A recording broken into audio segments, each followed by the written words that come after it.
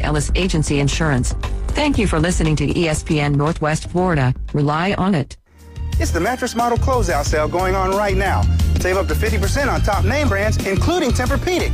Stop in today while they last, right here at the Sleep Center. The Sleep Center, where it's bedtime all day long. Golf is a game that should be fun, but to have the most fun, you need to play your best.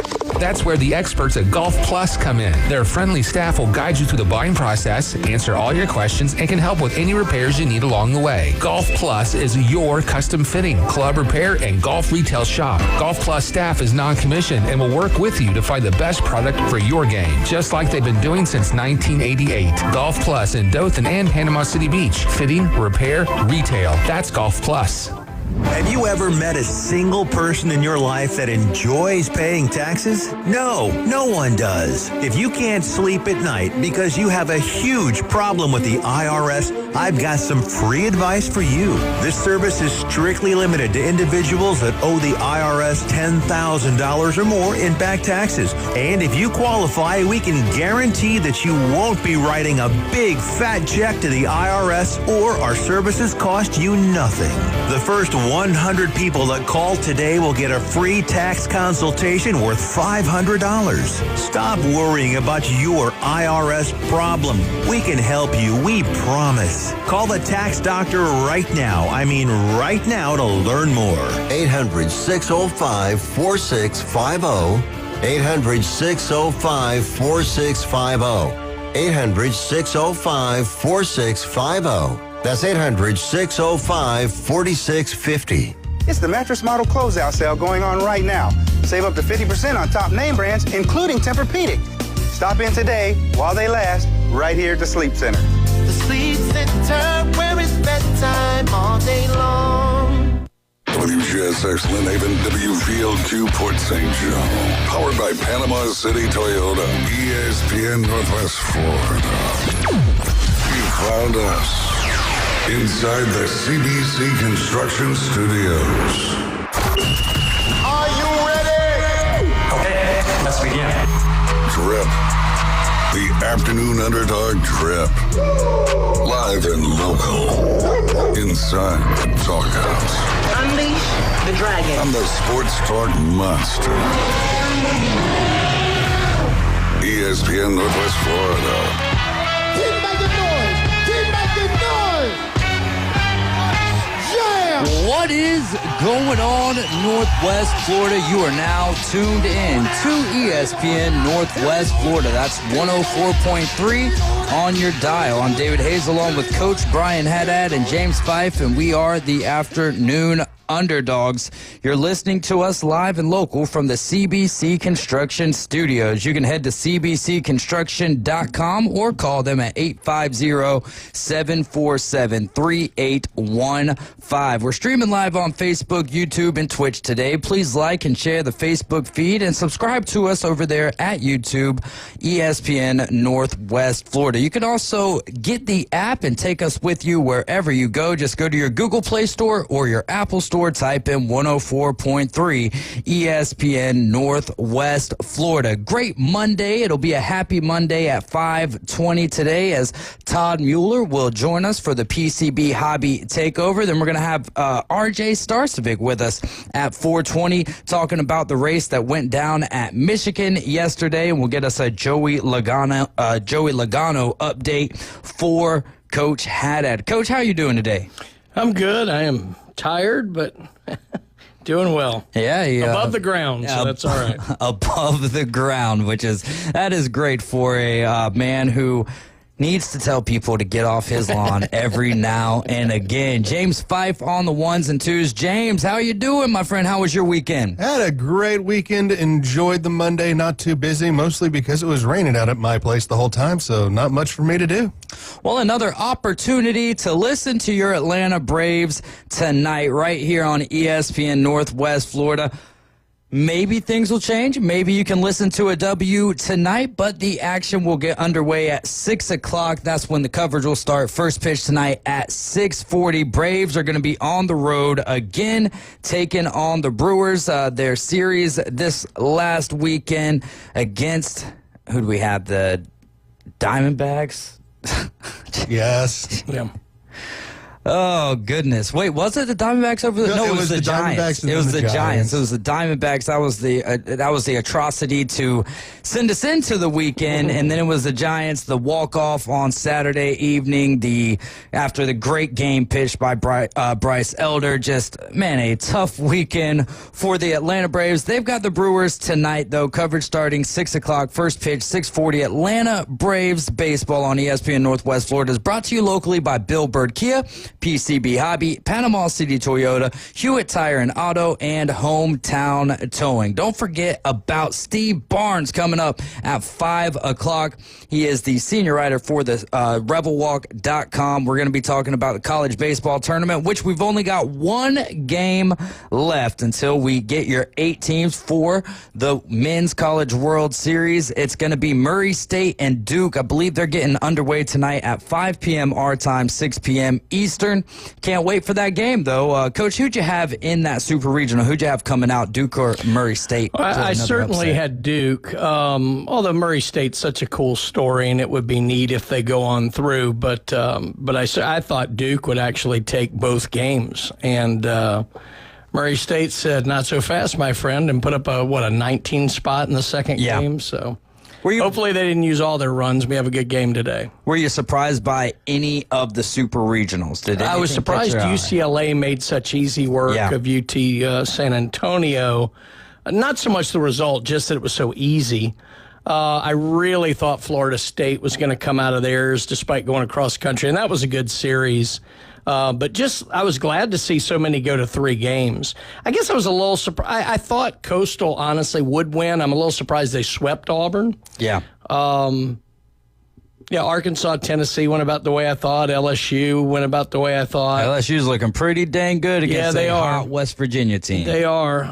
Watch out for Arizona, man. Yeah. I'm telling you, this is a scrappy ball team. So there's a lot that could go on in the World Series, but got that one game left. I believe game 1 between Murray State and Duke was a 7-4 win for Duke, and the 19-9 was game 2 in favor of Murray State.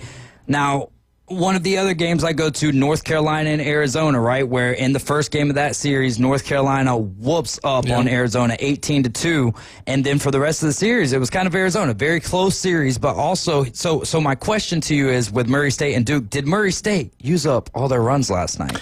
It'll be interesting to see. I mean, in reality, that has nothing to do with it. But look, I mean, there ain't much real about what we talk about on that stuff. So I don't think so. I think the delay probably helps. Yeah. But I don't know. I mean, I'll be honest, Murray State's not a team I watched enough of this year to know. I don't know if they're a high-scoring team or whatever. Nobody expected them to be here. But good for them. They're a great story. In a way, it'd be really cool if they made it. They'd be a great story to have in the World Series. Coastal has been that, but they've been there. They've won. So it's not like they're the Super Cinderella anymore. Having that, that 4 seed through there that would be, or 4 from the regional, and the smaller school, the upstart, that would be pretty cool. So. And we got to see plenty of them against Ole Miss as we were watching that. Was that last Monday that we were watching that game? Yeah. Yeah, so hasn't been that long. We did get to see a lot of them then, and we'll be watching tonight for at least an hour when they're taking on Duke. James, any thoughts of Murray State and Duke this evening?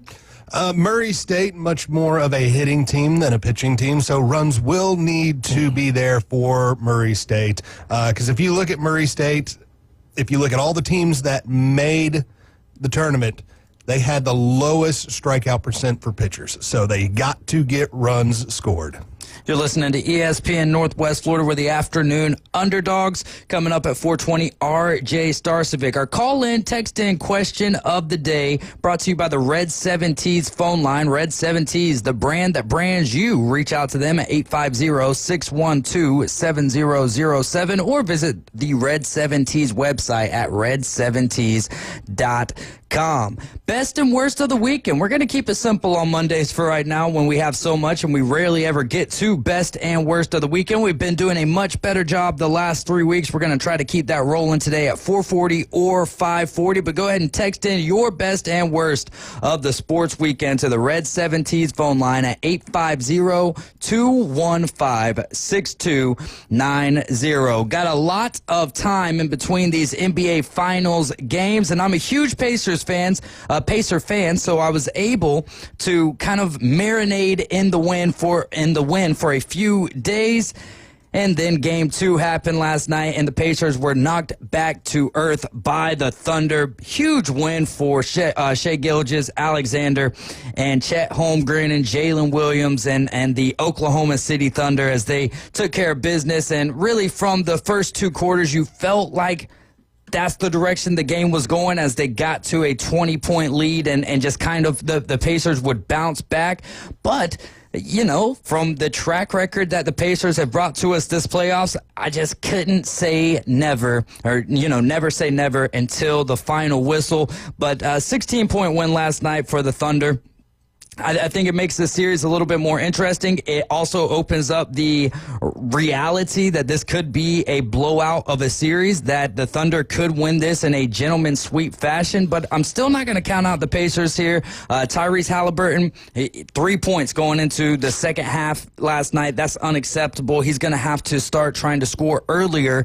But I'll also say everyone last night, the overreaction last night was Tyrese needs to be more aggressive, which to an extent is true. But you also don't want to just run away from the blueprint that's got you to this point. So Tyrese needs to score his first basket. I think that's the bigger necessity, is just scoring the first one, but not trying to come onto the floor and just be this all-time scorer.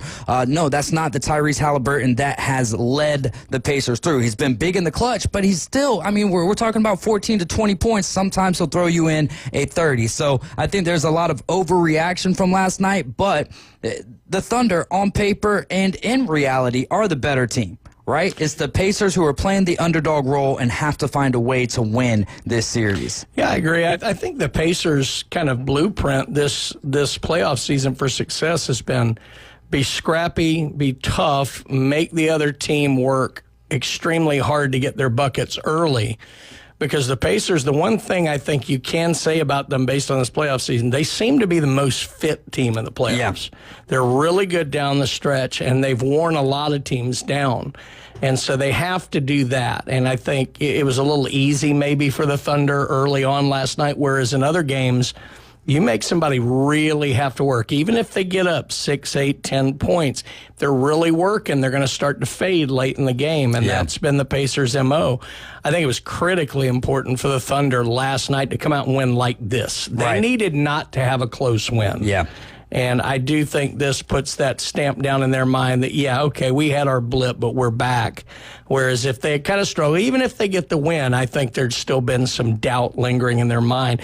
We forget, you know, these guys haven't been there. Yeah. You know, for the most part. I mean, there's a couple guys down the line. Alex Caruso and Pascal Siakam are the only two players. Right, but the key guys, you know, especially on the Thunder side, haven't been in this situation. So, you know, we'll have to see how it ends up playing out all told. But I thought that was critically important for the Thunder to kind of go out and dominate that game last night. Yeah, James, any thoughts from Game 2 of the NBA Finals last night? For me, watching the Pacers is a lot like kind of watching playoff hockey to me. Okay. The Pacers are a team that sit and they wait for the other guys to make a mistake and then pounce on it. That's the only way that they came back from that huge deficit against the Knicks. So the Thunder just played incredibly well last night. There's nothing I can say that, you know, I can't say anything that the Thunder did not play well last night. The Thunder had few turnovers. Thunder got to their rebounds. Thunder played better under the boards as a whole, I thought, last night. So the Pacers just need to keep staying the course. It's worked for them to get them this far into the playoffs. Don't worry, guys. Sit back, relax. You can outrun them, let them get tired, wait for their mistakes, and pounce. Yeah, turnovers were a lot closer this game. The Pacers had 15 turnovers. The Thunder had 14 turnovers.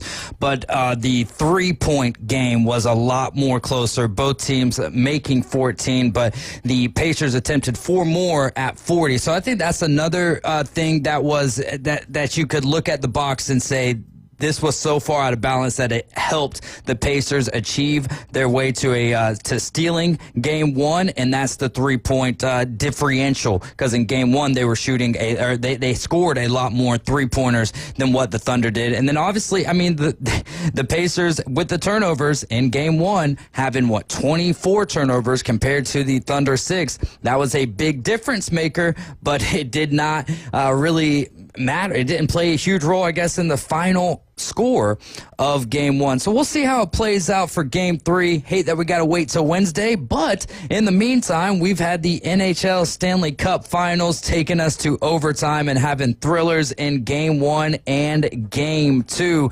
Game 2 was actually a double overtime thriller, so hey, maybe Game 3 will bring us triple overtime, Game 4 quadruple overtime, and so on and so forth. But both teams sitting here headed back to Florida with an opportunity to take the lead in this series. I've got Edmonton winning the series, but I'll tell you what, I see this one going back and forth. I see both of these series possibly playing to Game 7, but this one with a lot larger of an opportunity. James, what have you seen here from the Stanley Cup Finals, and how huge was that for Brad Marchand to not just get 2 goals, but the overtime winner? Brad Marchand, the Canadian who does not want a Canadian team to win the Stanley Cup. That is all that man is doing in the playoffs every time he makes the playoffs. He just absolutely annihilates whatever Canadian team is in front of him. So if you look at it, I'm telling you, the Panthers, man, you got to stay out of the box. What did they do Friday night? They didn't stay out of the box, but they still won at a 6-4 differential for the Panthers, having 6 guys going to the box versus the Oilers, who only had 4. And the Panthers did make a better trade for it. The Panthers got 2 power play goals. Wow. The Oilers, in their dangerous power play, only put 1 up. Man, 2 overtimes. Hard to stay up, but I did. And I was glad. Oh, man, that was fun to watch. Yeah, it was a lot of fun to watch. And, man, just I don't know how this series, I didn't know going into this series how it was going to beat last year's, where you had Florida jump out to the 3-0 series lead. Then Edmonton bounces back with 3 wins of their own. We head back to Florida for Game 7, and it goes to overtime. 1-0, right? 1-0. Yeah, so 0 in a game that has, in a series that has such offensive explosiveness, the deciding game. In regulation, there's no goal scored. How do you top that series? And then we get to this year, and we're scoring 9 goals a daggum game, it feels like, and you're going to overtime every game. So to this point, it's already topped last year's series. And all I know is I don't even bet who I think is going to win these games. I just take the over and go in and select. You can blindly go in and bet this series and win a little bit of money. I cashed in on a bet on Game 2 before the third period even started. Yeah, right now. It was a 7-leg bet. Right now, if you're going for the bets right now in this Stanley Cup Final, bet the over on goals, because that is just happening right now. Until they put up a 7.5 up there, I mean, I'm going to be on taking it all the time. And another one to keep on grabbing right now is the goalies. When you see any kind of save being below 27 right now, go ahead and grab it, because these guys are seeing shots. I mean, both goalies last night saw over 42 shots. So, I mean, shots are getting to the net. There are going to be goals happening. I was waiting for a game, and it might come tonight. I'm kind of feeling it tonight, that we're going to see the under happen, and we're probably only going to see about maybe 25 shots per side. But we might just see an explosion and see another 40 shots and another 8 goals. They're teasing you right now on Hard Rock. The over of 6.5 goals is plus 100, James. I've already grabbed it, man. I'm happy. Yeah, this is your $2 bet, huh? Oh, yeah. But you probably said, you know what, I'm going to do a little bit more than $2 tonight. Who are some players from both squads that you feel like are due for a goal tonight? Maybe not even due, because you can throw in Leon Draisaitl in there. You know what I mean? Just give me some. You really players. want somebody who's build my parlay for me, James. Connor McDavid been getting a lot of assists. Connor McDavid putting up points here, but Connor McDavid have no goal. So that is where you're going to see a goal coming tonight, I think. You're going to see McDavid coming in with a goal. On the other side, man, Brad Marchand. He is out there being the Canadian killer right now. He is out there making sure those teams do not win. He is just out there putting goals in the net that usually he doesn't put in until it comes to playoff time. But you know what it is? It's playoff time, and he is making those goals happen. So if you're looking for another one, look for Brad Marchand, as long as they got him at like a 0.5 for a goal. And again, man, go look at those goaltenders. Look at Skinner. Look at Bobrovsky. See what the over-under is on saves. If it is 27.5 and, like below, grab it. Yeah, there you go, man. I'm liking Connor McDavid over 1.5 points. I'm liking, actually, you know what? Instead of doing that, I'm going to do the goal. I'm going to do the goal because it's plus 135. So I'll do Draisaitl. I'll do McDavid. I'll do those for goals. Then I'll do Brad Marchand and Sam Bennett just for points right there. That's sitting at $10 for 120. That's before. Oh, then you throw in the same game parlay. And I'm going to throw in that over-under with plus 100 right there, and then we'll get, I'm just going to keep on adding until $1 will win me $100. That's what that's what I'll try to do tonight with Game 3. But the biggest question remains, James, who wins this game? The game tonight coming into Florida. I'm going to say Florida gets the back-to-back here. Florida gets the win at home. And we're actually going to end a game in regulation tonight, 3-2. Okay. All right. So 3-2 in regulation. Yep, I took the under tonight because I was just feeling it. Coach Haddad.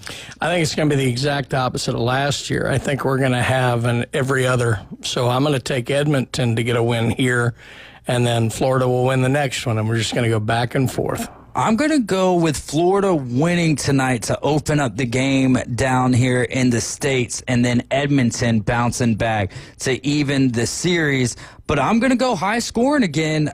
Give me 5-3 Florida, 4-3 late. And then that empty net. Empty netter. Yeah, there you go, man.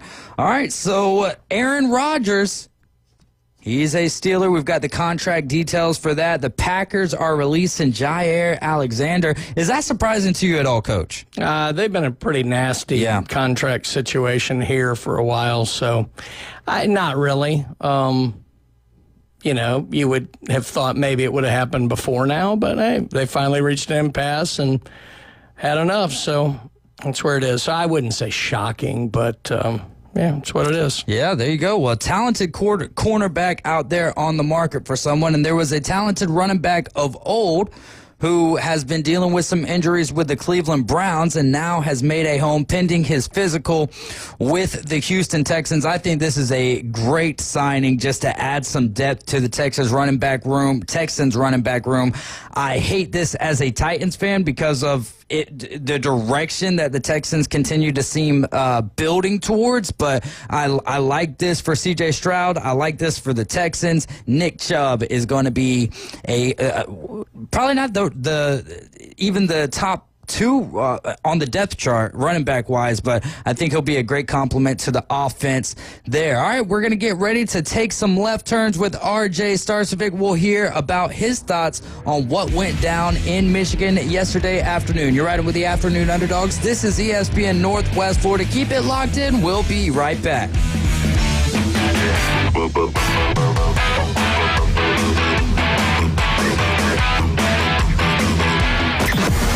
Weather in the Panhandle never stops. Turn to 104.3 ESPN Northwest Florida. This is Joanna with your latest forecast. Up to the minute weather reports all day long. A chance of thunderstorms and moderate rain. In-depth storm coverage. Winter Storm Enzo. And breaking weather as it happens. Hurricane Helene. ESPN Northwest Florida. We do have a tropical storm warning. Rely on it. Good afternoon. This is Joanna on ESPN Northwest Florida with your forecast on this Monday. Some sun and a likelihood of thunderstorms the rest of the day with a moderate breeze around 15 miles per hour out of the southwest, and look for it to be 87. Tonight, there will be a variety of some clouds and likely thunderstorms with the temperature reaching 77. Likely thunderstorms and moderate rain tomorrow with a high of 86. This weather is brought to you by Ellis Agency Insurance. Thank you for listening to ESPN Northwest Florida. Rely on it. PCB Hobby, the beach's premier hobby store for sports cards, comics, coins, and trading card games. PCB Hobby carries the largest selection of boxes and packs from the latest releases of brands like Topps, Panini, Leaf, and more. Looking for a specific player or team? PCB Hobby has a wide assortment of raw and graded cards. They carry parallel rookie, game used, and autographed cards in both modern and vintage. Have a collection you want to sell? We buy, sell, and trade. PCB Hobby on Back Beach Road, just east of Florida Linen. Call 850-320-8388. Are you looking for a place to take a leak? Do you have a truck, tractor, or other hydraulic equipment leaking or not performing as it should? At Reliable Hydraulic Solutions, we can get you back to work. Do you have a busted or leaking hose? We can typically replace them while you wait. Hydraulic cylinder or pump needing repair? In many cases, we can have it back to you the next day. Reliable Hydraulic Solutions, 6840 Highway 77 in Southport, just south of Tractor Supply. The best place in town to take a leak. The fight for the 2025 season is on, and every win brings Braves country a little closer. And the 1-2 pitch. And he is toast. Swung on and missed. Chris Sale starting out sharp again.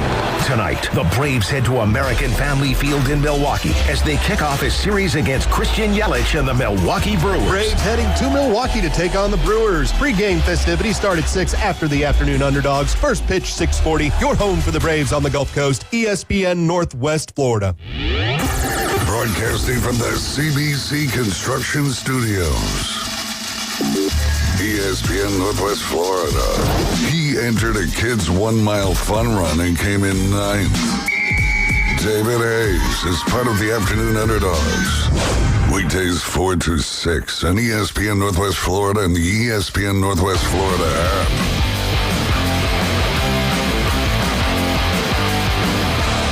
You're back with the dogs in the doghouse, listening to 104.3 ESPN Northwest Florida. We are sitting inside the CBC Construction Studios. You can go to cbcconstruction.com or give them a ring at 850-747-3815. If you have any questions for RJ Starcevic, he's the creator of the Instagram page Motor Stardom, so those would be pertaining to NASCAR or the Cup Series or the Xfinity Series. You could text those to the Red 17's phone line at 850-215-6290. The 4th annual Pops Pig Pick and Barbecue, all proceeds set to go benefit Chef Ross and his hurricane relief efforts. Dinner tickets are $20. Pool tournament will start at 1 p.m. It's $15. This is all in honor of Chef Ross's dad, Ron Pops Robinson. This will be this Saturday, June 14th, from 12 to 6 p.m. at the Break Room, which is located at 2727 Joan Avenue. Thanks to Golf Plus, the Break Room, a team MVP brought to you by Epic Realty with Leanne Schwartzentruber and Pineapple Willie's, and also us here at ESPN Northwest Florida. Let's head over to the Red 17's phone line. We've got RJ Starcevic waiting on us there. RJ, what was the best and the worst of the race at Michigan? Yeah, I'd say the best of the weekend was honestly just the overall racing product that we saw. Racing and electricity is back up north in Michigan. The racing was fantastic. The crowd was packed out.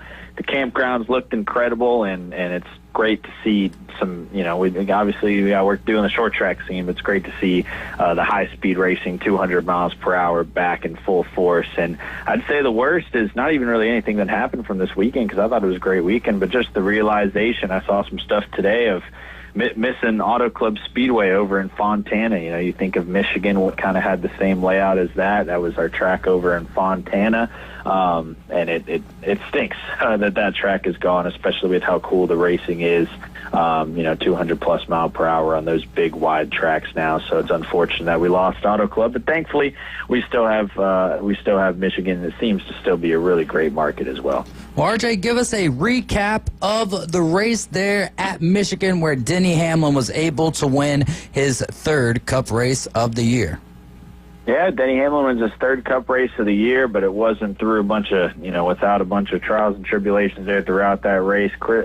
Chase Briscoe won his 3rd consecutive pole which is crazy to think about, winning the 600 pole, then Nashville, then Michigan. They've been fast in qualifying, but, man, that car is just not as strong in the race. Didn't have a good run, didn't have a good finish over there at Michigan. Again, he did get caught up in a wreck, but just wasn't the race-winning pace that we thought we were going to see. So we come out stage 1 and stage 2. It's looking like it's going to be a potential William Byron show. Carson Hocevar starts making his way up the field, and we got to a point where we saw that very amazing dynamic racing throughout the race, but it was going to come down to fuel mileage, and everybody was seeing how much fuel they would have at the end of the race. Is very, very intense. I mean, all the way from 30 laps to go just to see who would make it.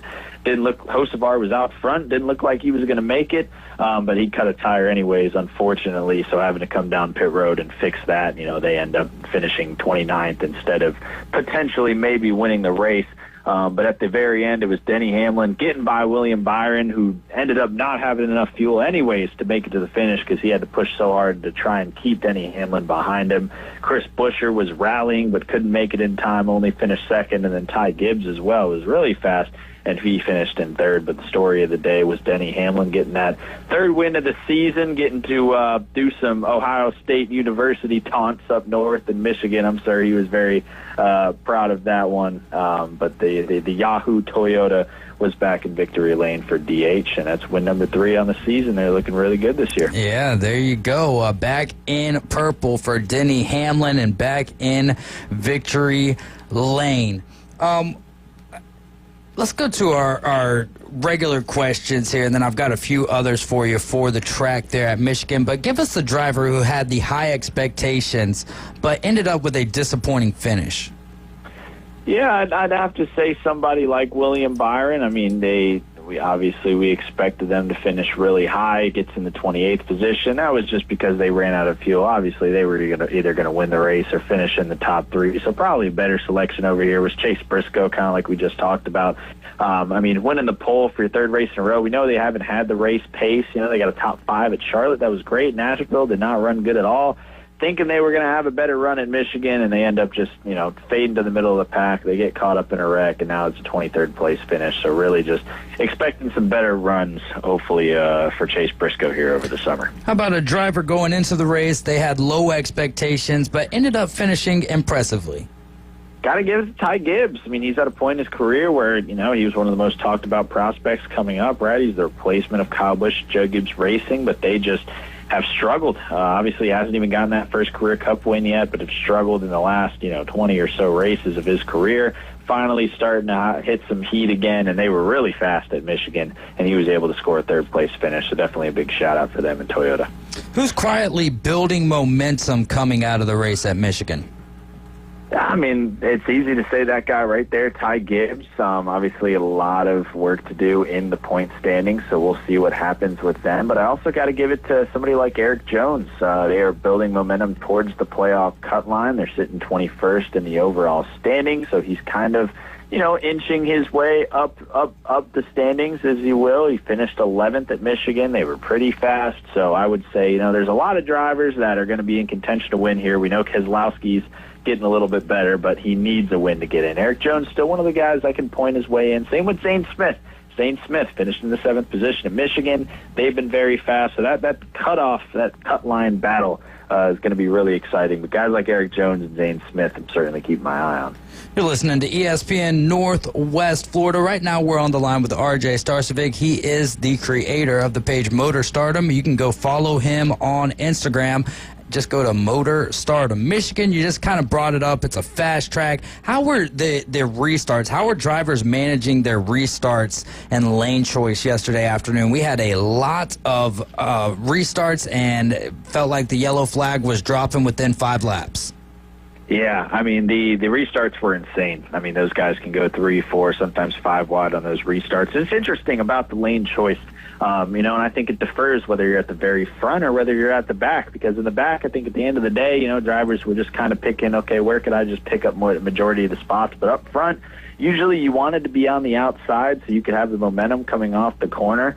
But there was so much opportunity for passing. Usually if you got on the outside, you got to run. We saw, so many cars, every 5 seconds on a restart.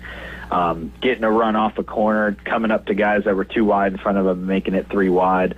Because those restarts provide so much opportunity, because when you run side by side with a car, it stalls you out so much. They're side drafting down the straightaways. With how high they get in speeds, it's so easy for someone behind you to get the toe, and they're not gonna stay in line. I mean, with how important track position is and passing today, and nobody was staying in line when they got a run. So it was 3 and 4 wide battles on those restarts, but it was just the biggest opportunity to be able to pick up positions. I mean, Tyler Reddick started the race in last, and he gained 20 spots in the first, I believe it was the opening 4 laps of the race. So just tells you that, you really control your aggression. I mean, you always do, but it's super, super crucial at a track like Michigan, especially with how the cars are today. So the lane choice was certainly, if I'm picking, I would have wanted to be on the outside on those restarts and maybe, get on the outside in the corners and dive it low on the straightaways. But certainly a dynamic race, and I'm surprised we didn't have as many more crashes as we did. Yeah, you mentioned Tyler Reddick's car. I love the wrap scheme or the paint scheme of that 45 mobile vehicle yesterday. It was good looking, man. Might have been the sharpest on the track, in my opinion. I know that's not the things that you're looking for, but that's one of the things that stands out to me. If you could redesign Michigan for better racing, in your opinion, what would you do? Yeah, I mean, I would say the only thing that I would probably do to it is raise that banking probably a little bit more on the top, so it's like Fontana, because that's its biggest comparison as far as in size and the width of the racetrack. But with Michigan, you can't really run up top, you can't really run the wall. But the amazing part and the unique part about Fontana was it was literally the widest track, and you could run top to bottom. I mean, you could literally probably run 6 to 7 lanes over at Fontana, 6, 7 wide going into corners. You just can't do that at Michigan because there's only so much room. You get up into the marbles. There ain't no marbles over there in Fontana. So I guess that if I had to pick something to add over to Michigan, I would say maybe, raise the banking a little bit up top and make us be able to run from the apron to the wall like they used to over there in Fontana. All right, we'll go to Joey Logano. Coach Brian is shaking his fist. He wants to know, give us a Joey Logano update. How'd he do at Michigan? Yeah, not good. He would have been my other, guy with higher expectations with a low result. I mean, let's see, stage 1. Yeah, let's start off with where we're getting a full recap here. Qualified all the way, where did he qualify? Let's see, 15th. Okay, wasn't bad, right? You're mid-pack. You can make something out of the day. Stage 1 finished 11th. You're okay. You're looking a little bit better here. Stage 2 then falls back to 23rd. You're hitting the panic button a little bit. What's going on? And obviously they clearly didn't make anything better because they finished in the 22nd position, right ahead of my guy that I was disappointed in, Chase Briscoe. So let's just say disappointed in the 22 as well, because they've never been bad at Michigan, but Joey Logano's never been historically great at Michigan.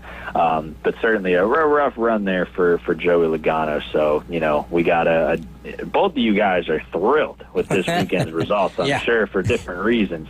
And I'm happy for you. I'm glad the morale is great up there in the studio. Hey, Joey can finish on his race number anytime he likes. I'll be happy with that. Yep, and then I don't know if you saw the clip where, is Denny Hamlin talking about, the birth of the child and saying that it was possibly going to come out on the 22nd. He was like, nope. No, it ain't.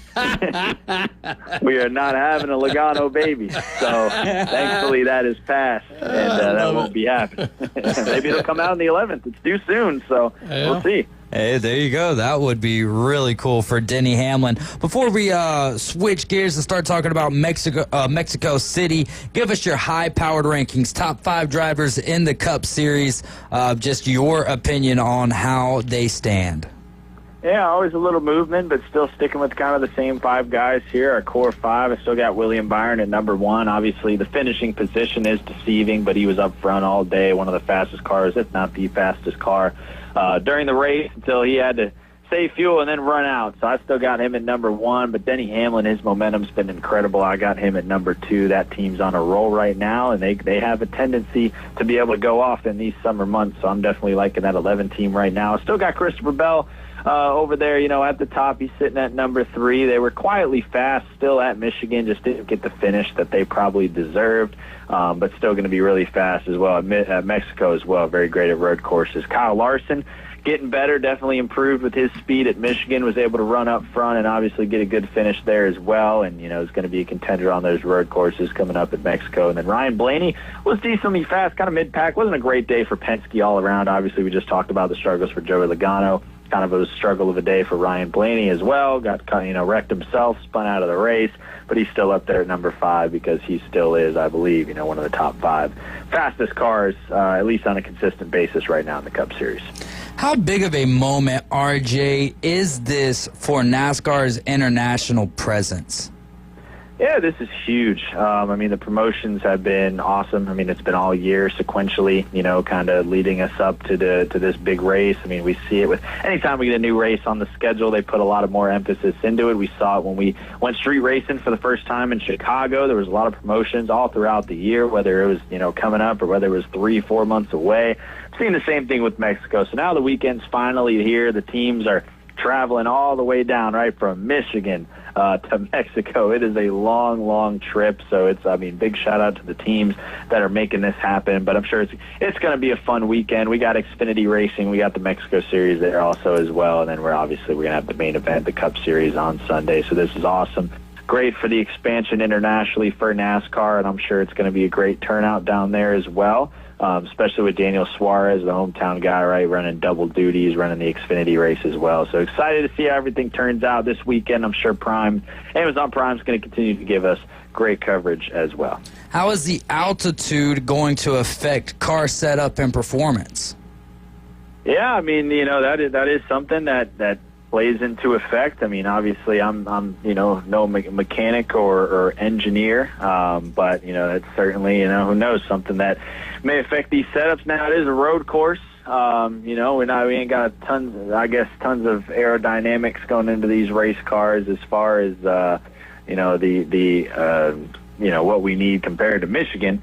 But it's certainly, going to be interesting to see how these teams adjust. It's a new, track as well. I think that's going to be also really, intense. It's going to intensify the racing, and I think we're going to see everybody really take advantage of that practice, but as well as the teams. We're going to be in such different conditions. We never really go, we don't really go down that far south as far as, unless you're talking about Florida. So it's going to be awesome to see how the teams adjust the equipment. We know NASCAR makes the parts, so, only so much we can do with, only so much the teams can do with that, compared to Formula One when they go down to Mexico. So, it's going to be interesting to see what happens, but I'm excited. Lot of unknowns. Well, the Xfinity Series took the week off last week, so let's dive into your top 3 drivers for Mexico City, and we'll go with the Cup Series, but we'll start with the Xfinity Series.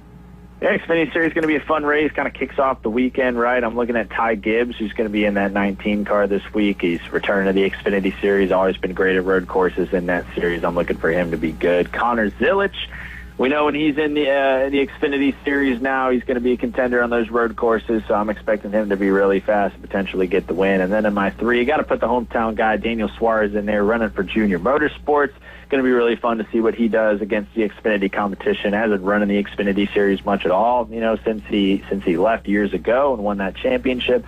But I think he'll do very solid over there in Mexico. And then in the Cup Series, I'm looking at 2 guys that are just road course. We go to a new track, and I think the Road Ringers have the advantage. I think Shane Van Gisbergen has been getting faster lately overall. Trackhouse is getting better, and what perfect time for SVG to hit some fire than go to Mexico and get a win. I think this is where he stamps his ticket into the playoffs and shocks the world. So I think SVG is the top of my 3. Next up, A.J. Allmendinger. If it's not SVG, it could potentially be A.J. Allmendinger. Not a guy that's like a shot in the dark. Car's been fast. A.J. Allmendinger has been fast. The 16 team has been really strong.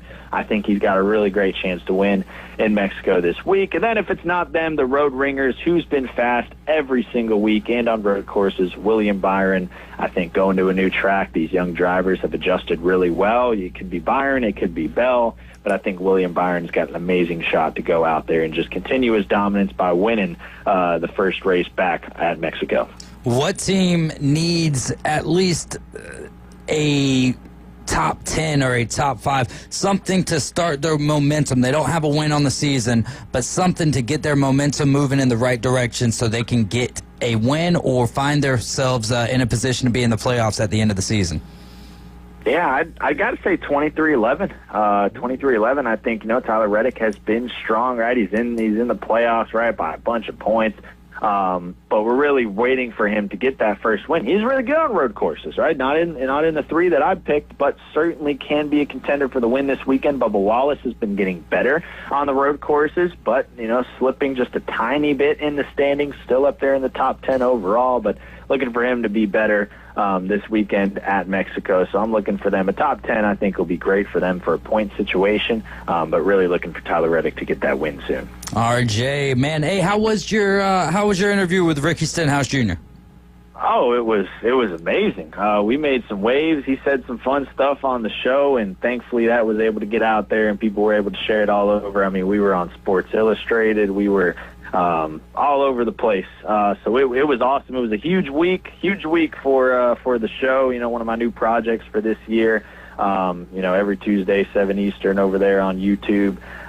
It's a lot of fun. So, yeah, I appreciate you guys letting me shout it out last week because it was an amazing time. Ricky's a fun guy. Sometimes you rarely get, the goal of the show is to really learn the personality of the guy. And Ricky's a fun guy, and we're looking forward to having many more on the show. Yeah, from the clips that I saw, y'all did just that, diving in to his personality. RJ, thanks so much for your time, my friend, and we'll catch up with you after the race at Mexico City next Monday. Yes, sir. See you guys next week. RJ Starsvik, ladies and gentlemen. I'm sure that you can go find that interview on YouTube. Just type in RJ Starsvik. If you need help spelling that, then text in to the Red 17's phone line, 850-215-6290. I'll help you out there. But you can also just go to Instagram and type in Motor Stardom and follow his page. This is the Afternoon Underdogs. You're listening to ESPN Northwest Florida. When we get back, I think I got a trivia question for you guys. If not, we're going to be diving into our best and our worst of the sports weekend. Text yours in now to 850-215-6290. Mornings on ESPN Northwest Florida just got unsportsmanlike. I buy socks from the supermarket. Is that weird? Yes, that's strange. Supermarket socks? I support it. You're going to rip every sock anyway. No, some socks are very nice, and you want to take care of them. There's a certain level of comfort. I like supermarket socks. Well, if you like it, then you like it. Yeah, you like it, but I assume that you like it because you don't know no better. Evan, Canty, and Michelle. Weekdays 5 to 7 on ESPN Northwest Florida. Good afternoon. This is Joanna on ESPN Northwest Florida with your forecast on this Monday. Some sun and a likelihood of thunderstorms the rest of the day with a moderate breeze around 15 miles per hour out of the southwest, and look for it to be 87. Tonight, there will be a variety of some clouds and likely thunderstorms with the temperature reaching 77. Likely thunderstorms and moderate rain tomorrow with a high of 86. This weather is brought to you by Ellis Agency Insurance. Thank you for listening to ESPN Northwest Florida. Rely on it. No one wants to deal with a plumbing, electrical, or HVAC emergency. It's even worse when you're not sure what it'll cost, when it'll get fixed, or if someone's just selling you something. When you call Hiller, you can trust our experts to actually solve your home's problems quickly. And with true transparency pricing, you know the price you're told is the price you'll actually pay. Book online now at happyhiller.com. Happy you'll be, or the service is free. All the happy face truck today. At Brock Lawn and Pest Control, we're proud to be awarded the distinction of being Quality Pro certified. Our technicians have passed rigorous training in eco-friendly application and prevention of pest treatments. Part of the program is the practice of integrated pest management. IPM's goal is to prevent pests from ever entering your home. It includes inspection, prevention, education, and, when necessary, application. We're proud to be Quality Pro certified. Brock Lawn and Pest Control, the standard and level of trust. You've found us inside the CBC Construction Studios. Eat, sleep, game. This is your sports obsession. Now back to the Afternoon Underdogs. ESPN Northwest Florida.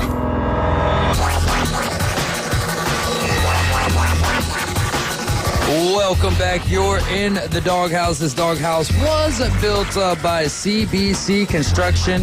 You can go to their website, cbcconstruction.com, or give them a call at 850-747-3815. I'm David Hayes, along with Coach Brian Haddad and James Fife. We're the Afternoon Underdogs, and this is ESPN Northwest Florida. Hiller Plumbing, our confident service technicians will provide you with a solution for any home plumbing, heating, or cooling problem. Let us show you how we can make you a happy Hiller customer. Contact your trusted licensed technician in Panama City today at 850-290-4341 or visit their website at happyhiller.com.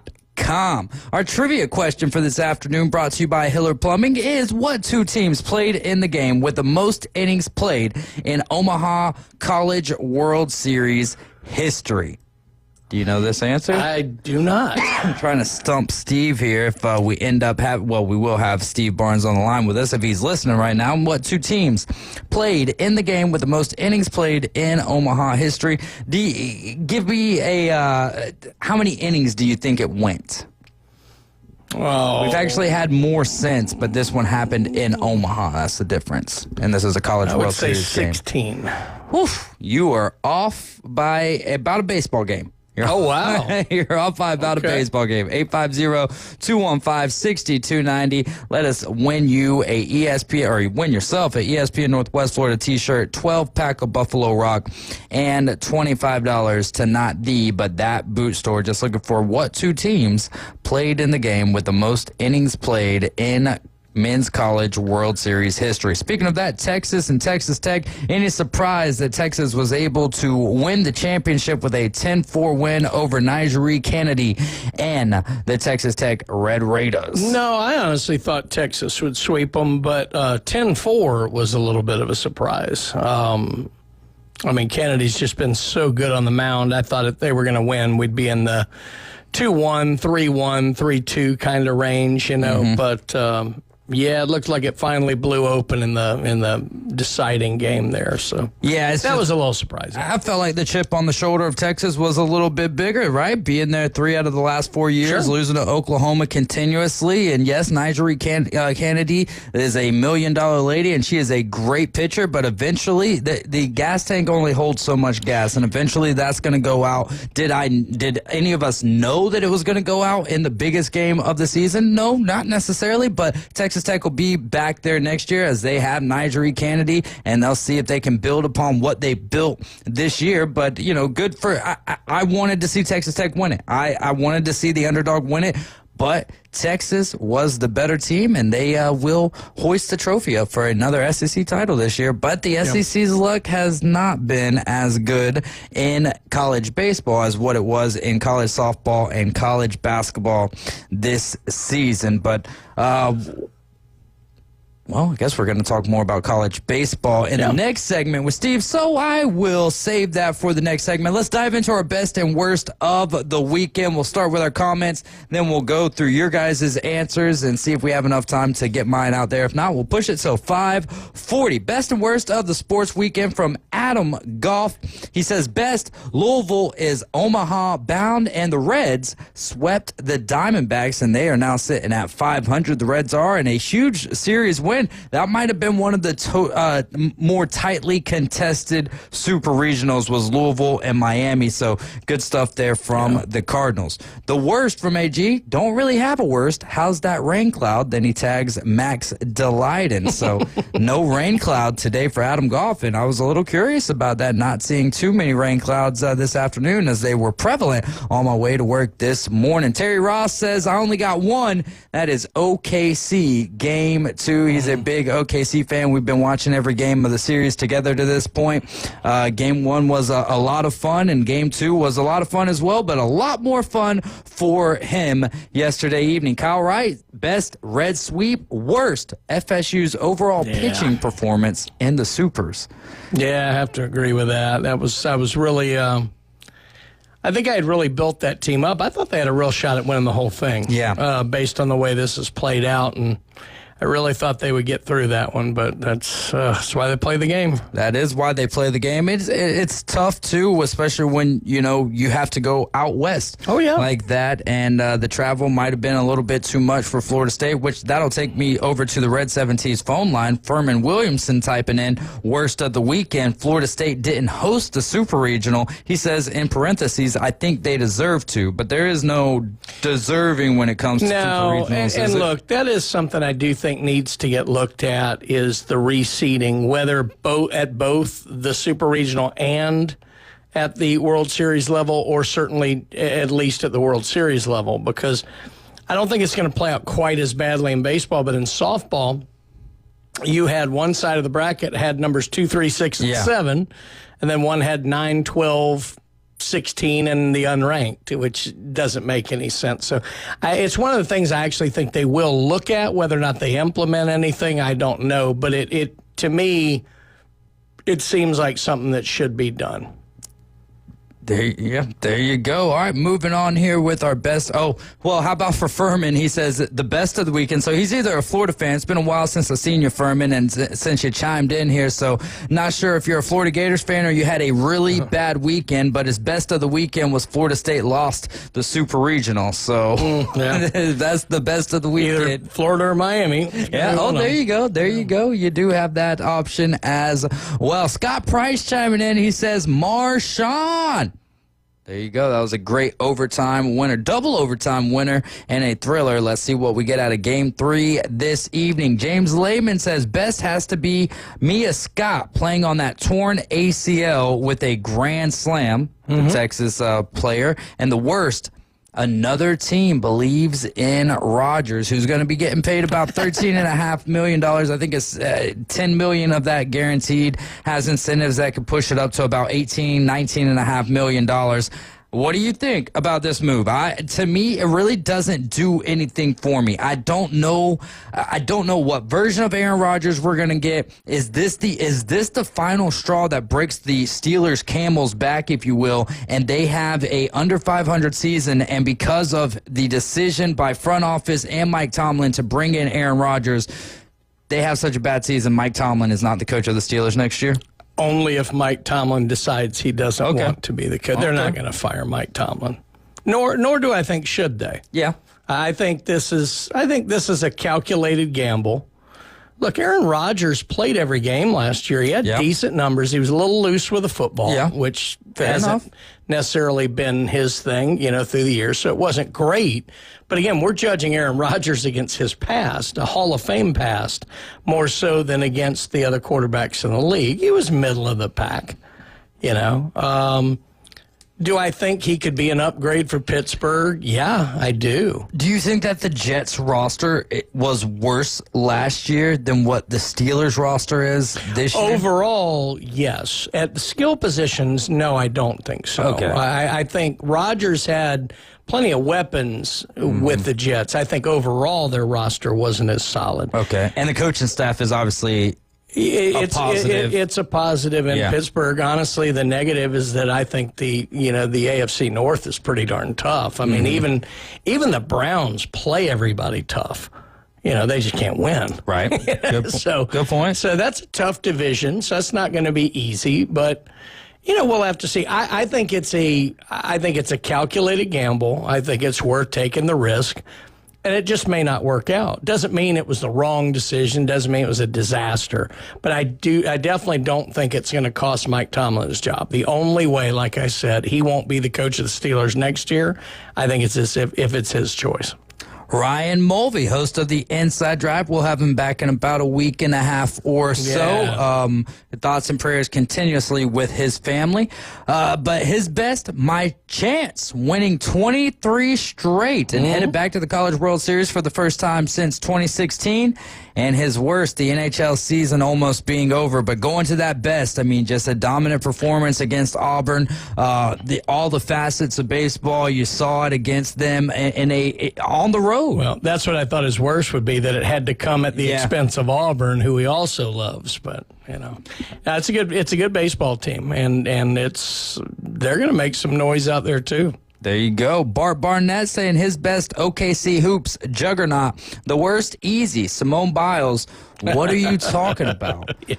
Which, I don't know. She waded into a little Twitter feud with Riley Gaines regarding trans athletes. And then, of course, we found some old tweets of Simone's where she, said men would win everything, this, that, and the other. And she's getting dragged pretty bad with social media, but she brought it upon herself. Yeah, that's the one thing. Hey, athletes are just like human beings where they have every right to a opinion as what anyone else does. The problem is people will take personal. Well, and not only that though, people will take the time to dig through your old social media, like the more popular people. Forever. Yeah, exactly. They will take the time to dig through that and figure you out. So when you're getting into an arena that you're not normally into, tread lightly because you'll get blown up over that. But just like everything else, Simone, this too shall pass. You guys have been riding with the Afternoon Underdogs. That was the first hour. Coming up next, we're going to dive into the college baseball tournament with Steve Barnes, senior writer for the RebelWalk.com. But more importantly, just like for you all, what was his best and worst of the sports weekend? Keep it locked into ESPN Northwest Florida. Quick timeout. We'll be right back with Steve Barnes.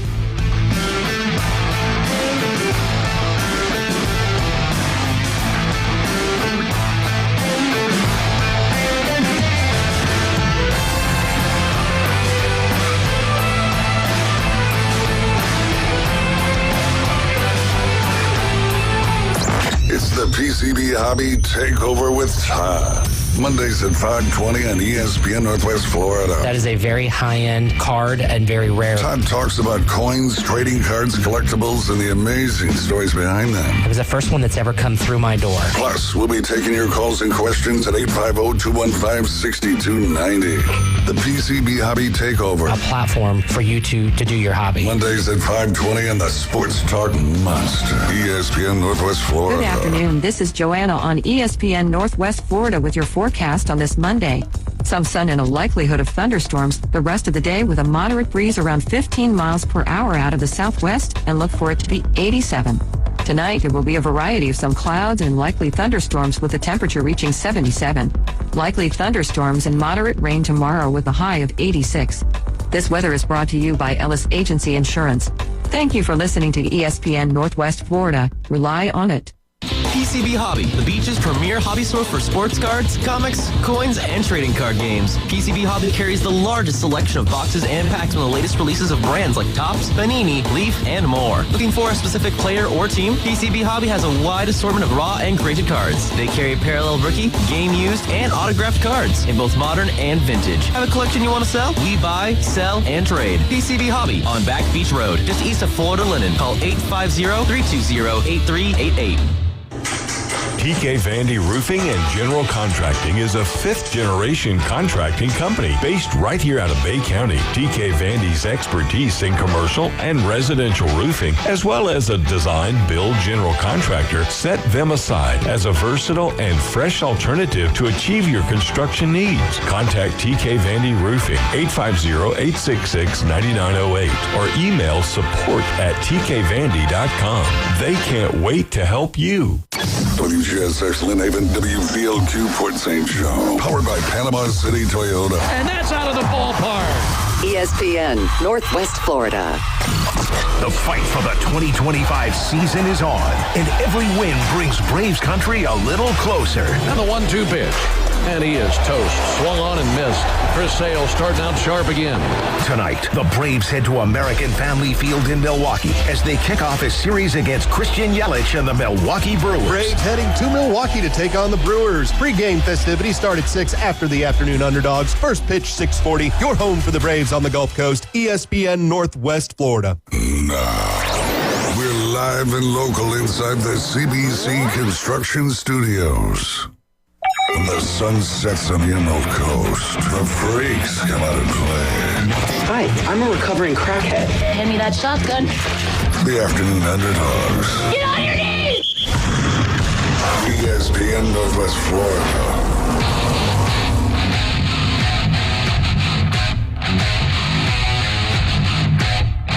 Welcome back into the Doghouse. You're riding with the Afternoon Underdogs. I'm David Hayes along with Coach Brian Haddad and James Fife, and you're listening to ESPN Northwest Florida. We are your home for the Atlanta Braves, and that's sponsored locally by Best Way Portable Buildings, Reliable Hydraulic Solutions, Mid-South Lumber, and Brock Pest Control. Coverage starts for the Braves tonight at 6 o'clock for a 6:40 first pitch. We'll head over to the Red 7Ts phone line where we have Steve Barnes. Steve, you're riding along with the Afternoon Underdogs. How are you doing today, my friend?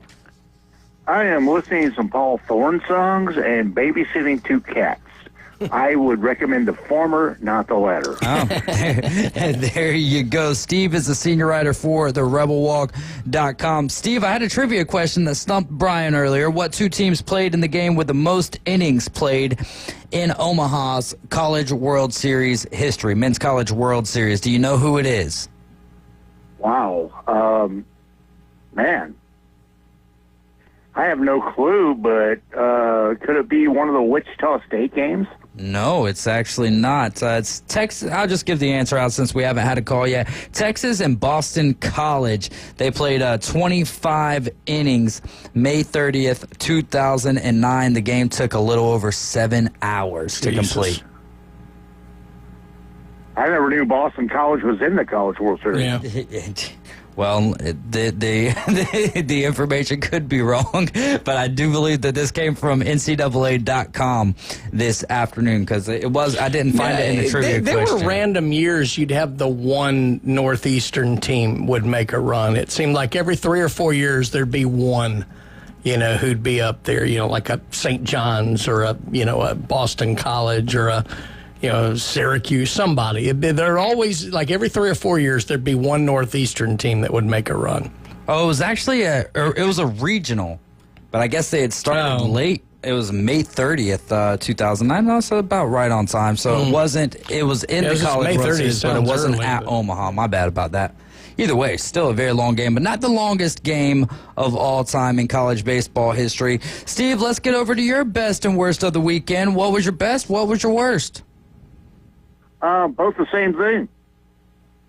It seems to be a common theme today.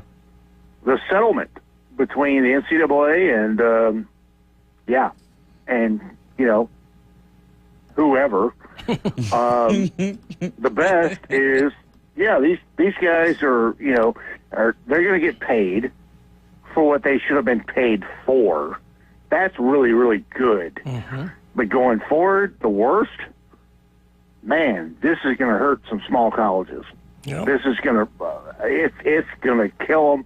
I mean, just an example.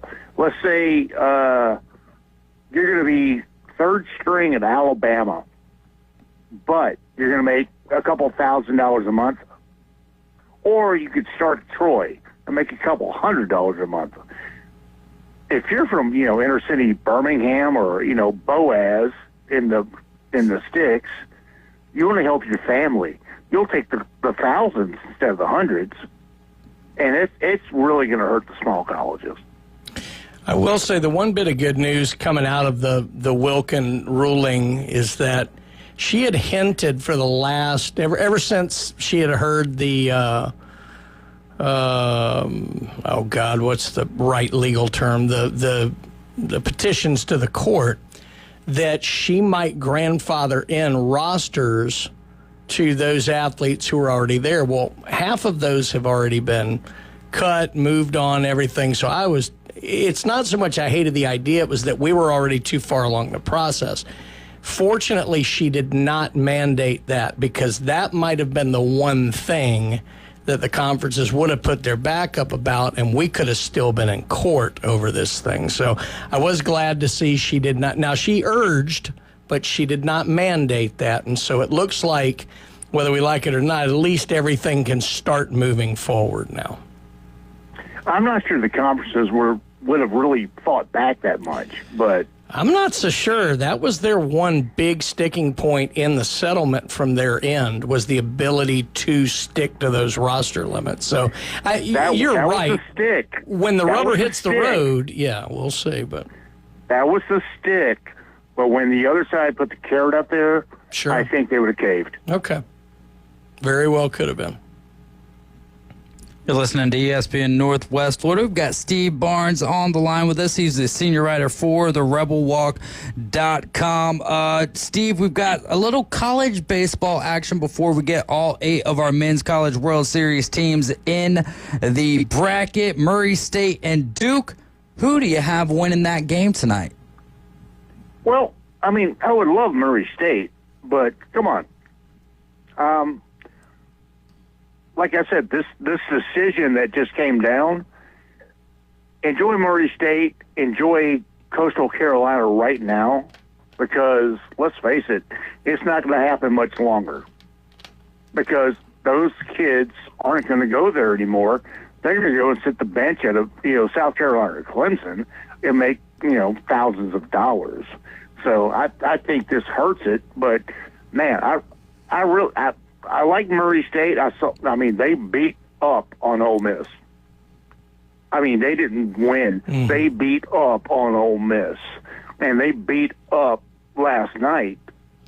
Scored 19 runs. Mm-hmm. So I would like to see them, but the 2 teams I've got in the College World Series, give me Coastal, because, 23 straight games? Yeah, right? 23, yeah. Yeah. Give me them. Give me Arkansas. Arkansas looked really, really good against Tennessee. Well, in LSU, though, they put up a boatload of runs, and they were playing against a team that maybe people look down on, West Virginia, but, they came out of Kentucky, Clemson. So what do you think about LSU? You're not giving them a chance? I'm just not sold on LSU. Like I'm not sold on that picture you just put up of me. Well, you give us better pictures then. That's the best I got, man. Come on. I like the one that's kind of bold. There you go. Mermaid drinks free. I like that one. Looks better. That one looks better. I forget that Brian's not a Facebooker. Here you go, Brian. Oh, Steve. Hey, all right. Live and in living color. Looks like he's leading his local Parrot Head meeting right there. You better believe it, brother. That's why I'm listening to Paul Thorne there earlier. That's right. Y'all never heard of Paul Thorne, have you? I have not. He's a guy out of Tupelo. Okay. Records out of Memphis at Sun Records. So nice. He's sort of following with Elvis. Yeah. But he's not Elvis. But my favorite thing is he's a former boxer.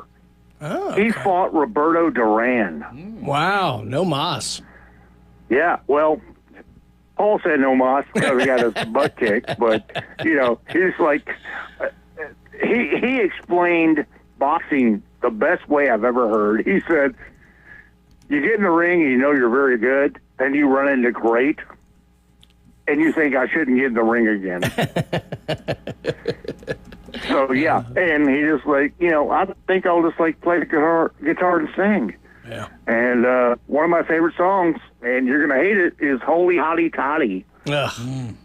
Because his daughter went to Ole Miss, and he learned that hotty toddy meant it's all inclusive. Yeah, it's hello. It's we don't care if you're green, brown, black, white, right, whatever. You're here, hotty toddy.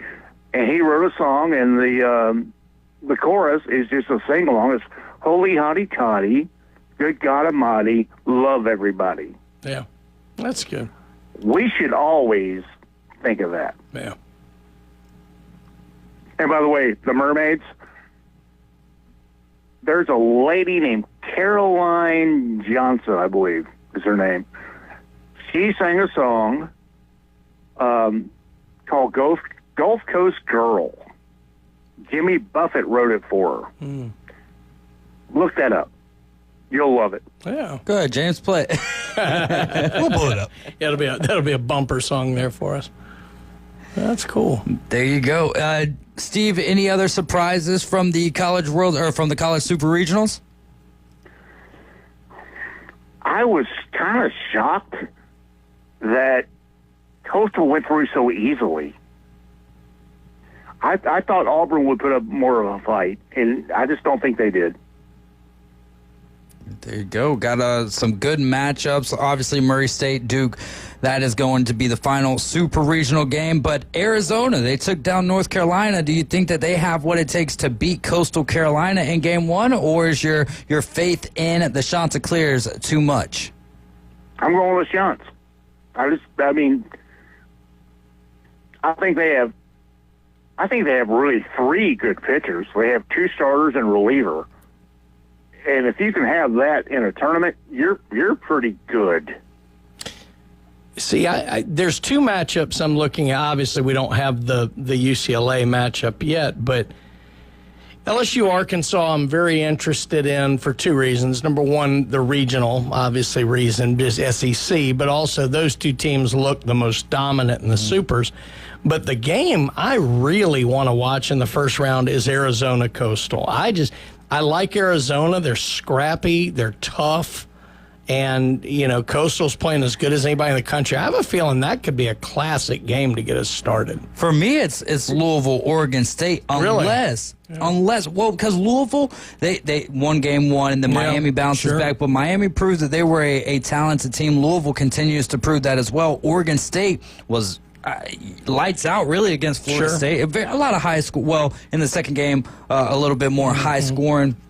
But if Murray State beats Duke tonight, that changes. UCLA Murray State is going to be the most intriguing for me just because they're going to be the lowest seed and to see how far they could go. But then also the SEC matchup that you have there, Arkansas LSU, is going to be all-time classic. So really, the fact that you could sit here and have trouble ranking all four matchups, I think bodes very well for the College World Series. Look out for Oregon State, by the way. Those guys when they played FSU, wow. And as much of an SEC guy as I am, I do think it's good for the game that we've got three West Coast teams in there. Yeah. Because West Coast baseball used to be so good, and the demise in it has been one of the things that we really haven't talked enough about over the last 20 years. The fact that we've got three West Coast teams back involved. Oregon hosted a regional, so there could have been more. That's, I do think, a good thing for college baseball that we do have some West Coast interest in it. Well, I'll tell you what, my favorite thing from the Super Regionals was seeing the Pac-12 logo at the Oregon State game. Yeah. How did that? Oh, because of Oregon State. That's right. Okay. The Pac-2. I forget about that. And they're essentially, they're coming back as a conference with the Mountain West Conference, essentially kind of merging with them? Well, it's Boise and, golly, who else? San Diego State. Maybe? Yeah. I don't know. Yeah. But it's going to be a, quote, Power 5 conference, but it's not a Power 5 conference. Yeah. Let's face it. They're going to be the in-between, the lone in-between. That's where Notre Dame should go. They should go to the Oregon State-Washington State Conference. But they're going to be a Power 4.5 Yeah, there you go, Florida. They were always so good at baseball, but it wasn't just the USCs and the UCLAs and the Oregon States. You had, Cal State Fullerton. Arizona State. Arizona State and Arizona. Mm-hmm. Fullerton was a power who's won national championships. Northridge, Pepperdine, San Diego State. West Coast baseball was a real big deal. And I just seeing it back, I do think is good for the overall game. Steve, what are some... go ahead. I just don't see that those West Coast players want to stay there. They want to come down to where the best baseball is. I get that. And that's why I was a little surprised we actually got three. Yeah, because I thought we may have already passed the Rubicon here and it was done. So good for them. Well, one of the other things that you wanted to talk about, Steve, was Arch Manning's support system. Now, I don't know what kind of shoes he wears, so I'm going to have to let you take. No, what do you mean by that? What do you have for us on Arch Manning and his support system? All right. Well, you got Sarkisian as his head coach, right? Guess who's the special assistant for offense now at Texas?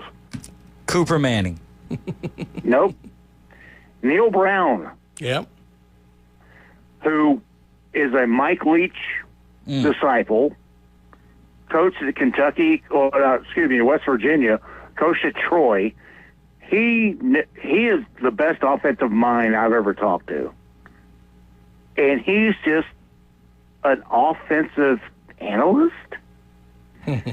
This kid is going to get so much information when he goes on the field that unless he just trips over his shoelaces, he should be successful. Yeah. What do you think? He should be successful, but Brian, what do you think here? I mean, this has been one of the biggest. Obviously, one of the biggest storylines because of his name, but one of the biggest things I took away from last year was the struggles that Quinn Ewers had. He was not the quarterback that we had seen in years past, and when Arch Manning did get a chance, he did not stay in that position. Now, obviously, Sarkisian is going to go with what gives the Texas Longhorns the better opportunity, but I don't think... I can't say that anything I saw from him was superb or special or, oh my goodness, wait till next year. I'm torn because... of the three, Peyton, Eli, Arch, and I'm sure it's not wholly fair to compare them, different eras, everything like that. I was the least impressed with Arch off of what I saw him in high school. That being said, Arch got time at Texas to develop. I think he's every bit as intelligent as both of the others. I think that he had the time to develop, and that may bode well for him. I mean, Peyton didn't start initially. He got called in because Mississippi State broke Todd Helton's leg. He ended up coming, I think it was about the 4th game of the year, 5th game of the year, something like that. Eli was kind of tabbed to be the guy right out of the gate. So I think the fact that Arch has had time to really develop should bode well for him when he does get in. They seem to have a good, solid offensive line there for him, which will be key. He's got good backs, got good receivers. So everything's set up pretty well for him. I just haven't seen it yet. So I'm not down on him. He is a total mystery to me, whereas I felt like I had seen enough on Eli and Peyton that I had a better understanding of what I thought they would be in college than I do with Arch, if that makes sense. I think that Arch is more like Cooper, and which is more like. Well, Cooper was the best athlete of the three, and I do think Arch is more athletic than these two. I think he's the best athlete. I think that's right. I think he's more like Archie than his uncles. Yes. So, have you seen him run? Have you seen him? He does have good wheels. Have you seen him with his shirt off? He's kind of big. Yeah. And he'll put his shoulder down and say, I need 2 yards. Let's go. I'll get 2 yards. Oh, I'm sure Sark's going to be loving that on the sideline. But also, I know he had Uncle Peyton, he had Uncle Eli, but I think the quarterback position probably came naturally to those guys a little bit easier. That's why I think Arch having the time at the college level, I think it's going to be good for him. I think if he had to start right away, it might have been a little rough for him. With all of the hype, and the level of high school football that he was playing is not really close to what he's going to be seeing at Texas. Well, but Peyton and Eli came through Newman as well. It's not like that was that different. Eli did not start at first. Right. He had to sit a year. Oh, that's right. Oh, what's his? Was it Morris who was in front of him? The guy who's in from Mobile. Mobile. Yeah, that's right. I'd forgotten David he was Morris. there. Yeah. Well, I'm excited about that storyline. I mean, really, the quarterback position across the board in college football next year is going to be something to monitor because a lot of the powers that be are replacing quarterbacks. So you look at the SEC and it's DJ Lagway, Garrett Nussmeier, and Lenoris out of South Carolina. So yeah, this is this is going to be a wild Blake year. Shapen. Yeah, it's shaping up to be another losing season for Mississippi State and the Bulldogs over there. But I couldn't even say that with a straight face. Did y'all bring in any other quarterbacks in the transfer portal? Oh God, who was the other guy? Because, well, first of all, I thought the guy who played the rest of the season should have stayed, but he transferred out. No, they got the kid from Florida State, Kromanek. Oh, he's going in there. Yeah, that's right. That is right. But Blake is going to start the season. So, well, Norris is, to me, the best quarterback in the SEC. You take him over Lagway. I mean, I know he had a great year last year. Yes, I will take him because I think he has a better support system. Okay. I think Florida, they're losing too many people to the transfer portal, and they're just a little disgruntled. South Carolina, they're not. So I like Lenoris at South Carolina. And I'm sorry to be a homer, but Austin Simmons at Ole Miss, with the receivers he's got and the offensive line he's got, all he has to do is stand up and throw the ball. But I still like Lenoris best in the SEC. Yep. There you go. I would go DJ Lagway, then Lenoris, then Garrett Nussmeier, but watch the way that it always plays out. The LSU quarterback after his second year, Garrett Nussmeier might be the best of the bunch. I think we're all sleeping on Stockton. And I'm going to tell you the other guy who I think is going to have a bang-up year. This is going to sound homer. I don't care. Ty Simpson could be the Mac Jones of 2020. The parallels are eerie. And I'm telling you, this kid's talented. And I think now that Grubb's in there at OC, not one player transferred out of Alabama this year. That is such a good sign. Yeah.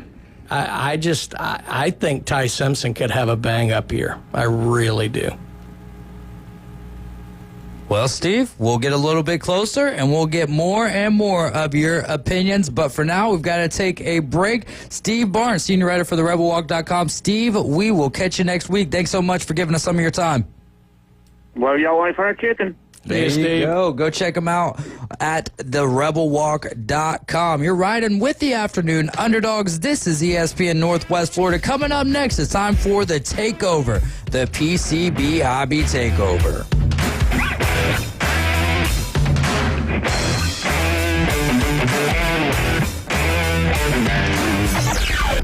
Come on vacation. Summer vacation. Hey, how's your vacation going? Leave on probation. Sheriff's deputies in Panama City Beach arresting 161 people during an out-of-control spring break weekend. Welcome to the Emerald Coast. Have a great time at the beautiful beaches, but not like end up in the back of a police cruiser great. A friendly reminder from 104.3 ESPN Northwest Florida. Good evening. This is Joanna on ESPN Northwest Florida with your forecast on this Monday. Definite thunderstorms and moderate rain tonight with a gentle breeze at 11 miles per hour out of the south-southwest, and look for the low to be 79. Tomorrow morning, there will be definite thunderstorms and sprinkles with the temperature reaching 83. A mixture of some sun and likely thunderstorms in the afternoon and evening with a high of 85. This weather is sponsored by Mid-South Lumber, the best little lumber yard in Panama City. Thank you for tuning into ESPN Northwest Florida. Rely on it. Lone Star Boil House and Sports Bar, where the locals go for the best boiled seafood around. Crawfish, shrimp, red royals, and everything crabs. Watch almost every sporting event in the country on their huge outdoor jumbotron. Follow them on Facebook to stay up to date on weekly events, live music, and food and beer specials. Lone Star Boil House and Sports Bar, your home away from home for sports, good times, and great food. The best boiled seafood. Lone Star Boil House and Sports Bar, 320 West 5th Street, downtown Panama City. Tired of boring merch and want your brand to stand out like the big names? Elevate your look with Red 7 Tees. They don't just print shirts, they create bold identities. They are a veteran-owned custom apparel shop providing the kind of detail that turns heads, using high-quality digital printing and embroidery to give you that unique style you love with no minimums or cookie-cutter designs. From small business to sports teams, if you've got a vision, they'll help you wear it proudly. Visit red7tees.com. Now, we're live and local inside the CBC Construction Studios. Doing what other stations can't. The Afternoon Underdogs is live and local. 850-215-6290. When you've completed dialing, listen for the ringing signal. 104.3 ESPN Northwest Florida.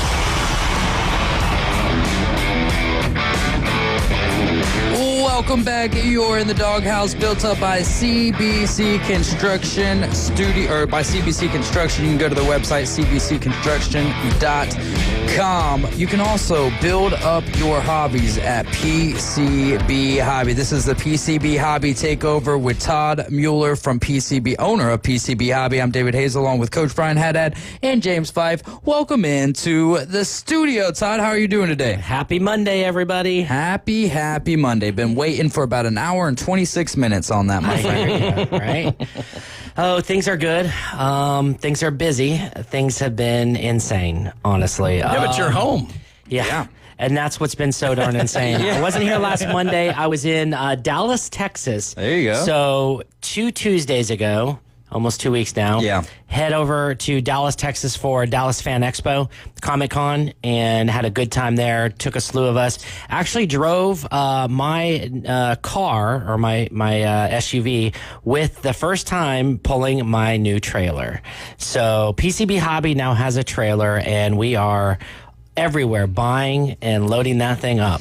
I was wondering why the biceps over here on Brian just keep getting bigger and bigger and bigger. Because Brian has to carry all the stuff out of the trailer. Anyways, so we headed over there. I did that. Monday evening we left and went straight to, a couple of us went to Denver, Colorado, picked up a collection we had bought the month before, and loaded that all up, and then came back. So I've done a lot of driving lately. So I'm a little bit tired from that and a little bit fatigued, but all good. Got everything at the warehouse. Got plenty of new sports memorabilia. Oh my gosh. Plenty of new sports cards. Plenty of vintage stuff. It is insane. We have a Hank Aaron bat and ball. We have a Mantle bat and ball. Duke Snyder bat and ball. Stan Musial bat and ball. And the list goes on and on and on. Yeah. So if you guys are looking for anything, please come in the store. It's all at the store. It's at the shop. And so all you got to do is ask, and Brian will do his best to find it for you. Because there's a lot. He's got to go swim. He's like, what's DuckTales, I think, where the uncle's like swimming through all the change Uncle and whatnot. Scrooge. Yeah. Well, that was the one thing we laughed about after y'all dropped all that stuff off. And, of course, I had picked up a collection earlier that morning in Georgia. And then, of course, we got the big one that we talked about last time. Is one of the guys looked at me and says, "Well, your job security's set." That's right. Brian, no way they're moving me I'm pretty sure Brian's exact words were, "Why don't I just sell my house and live here?" Yeah, it was. Good idea, Brian. Good idea. So, anyways, brought back a bunch of comic books. So that was cool. A lot of OA. OA is original art. Okay. And so that would be an original sketch that, like, an artist sketched out for a book or for a painting or something like that. Got a lot of original art in the deal, and a lot of signed original art. All the old school names. I'm sure everybody's heard of Stan Lee. Yeah. A bunch of Stan Lee stuff. Todd McFarlane, who's the creator of Spawn, and just several other big name artists. So we got a lot of that type of stuff, and a lot of course, comic books. And then, of course, there was the toy part of it. If you want Haunted Mansion or anything Disney, I saw this I'm post, yeah. pretty sure we have it. Wow. I'd be pretty sure. So all you got to do is put your request in, let us know, and we can get some stuff up to the shop for you, or have you come look at the collection. So if anybody's looking for anything right now, we have an overload of toys, sports, comics, TCGs, you name it. And of course, we've been streaming this stuff like crazy. So that's all going really well. We've been busy with that. In fact, I think right before I left, the Tuesday that I left, they did a sports stream blowout and blew out a ton of sports inventory. So that was really cool. What's coming up? So next week we are leaving. 2 groups are leaving. We're going to Heroes Con, which is a Comic Con, but most importantly, we will be at Fanatics Fest. That is in New York City. I heard a lot of things about that. So Brian, Josh, and Ethan are going up to Fanatics Fest. There's a ton of people that are going to be there. It's going to be a major show. It's their second one ever. First one was last year around this time. This second one is going to be major. They're going to have major, artists there. Sports figures there.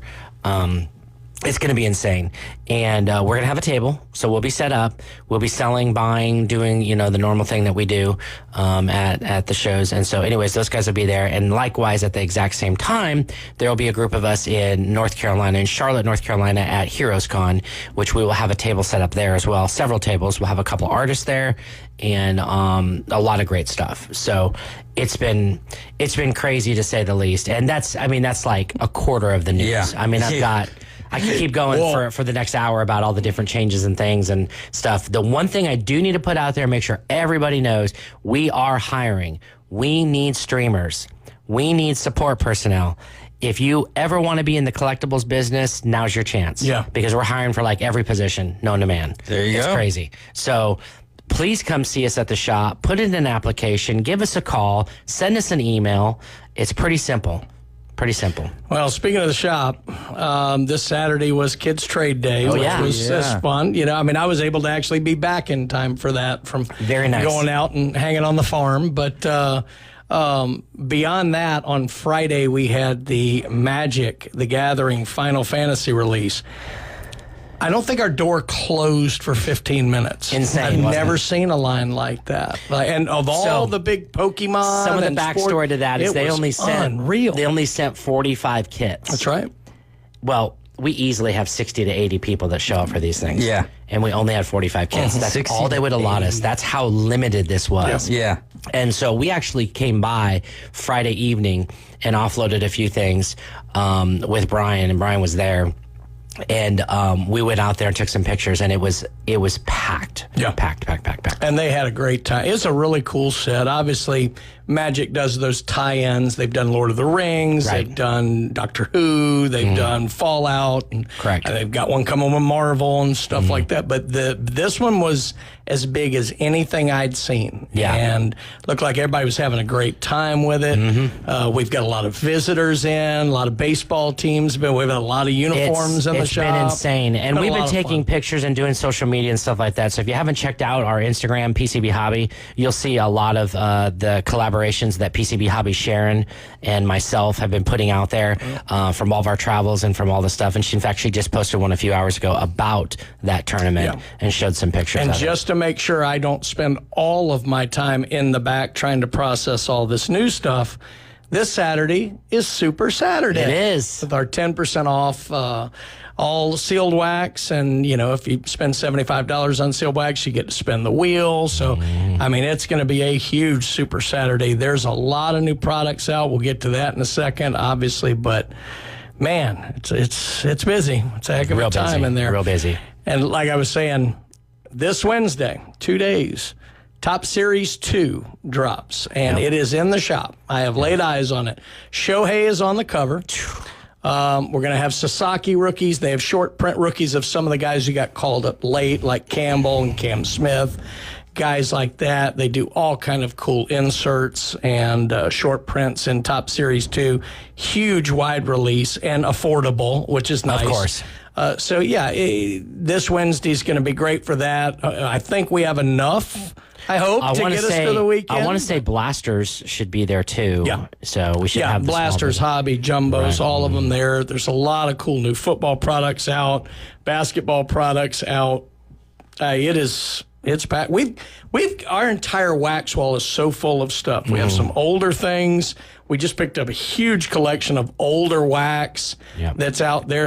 Back to, the 80s, the 90s. We even have a lot of 70s sets in now. 70s sets. And then a lot of soccer. We're developing a lot of soccer fans. We have some golf. We have racing, not a whole lot of wrestling. We're working on that, trying to get more. It's popular. UFC, so if you collect it, we've got it. That's it, PCB Hobby for sure.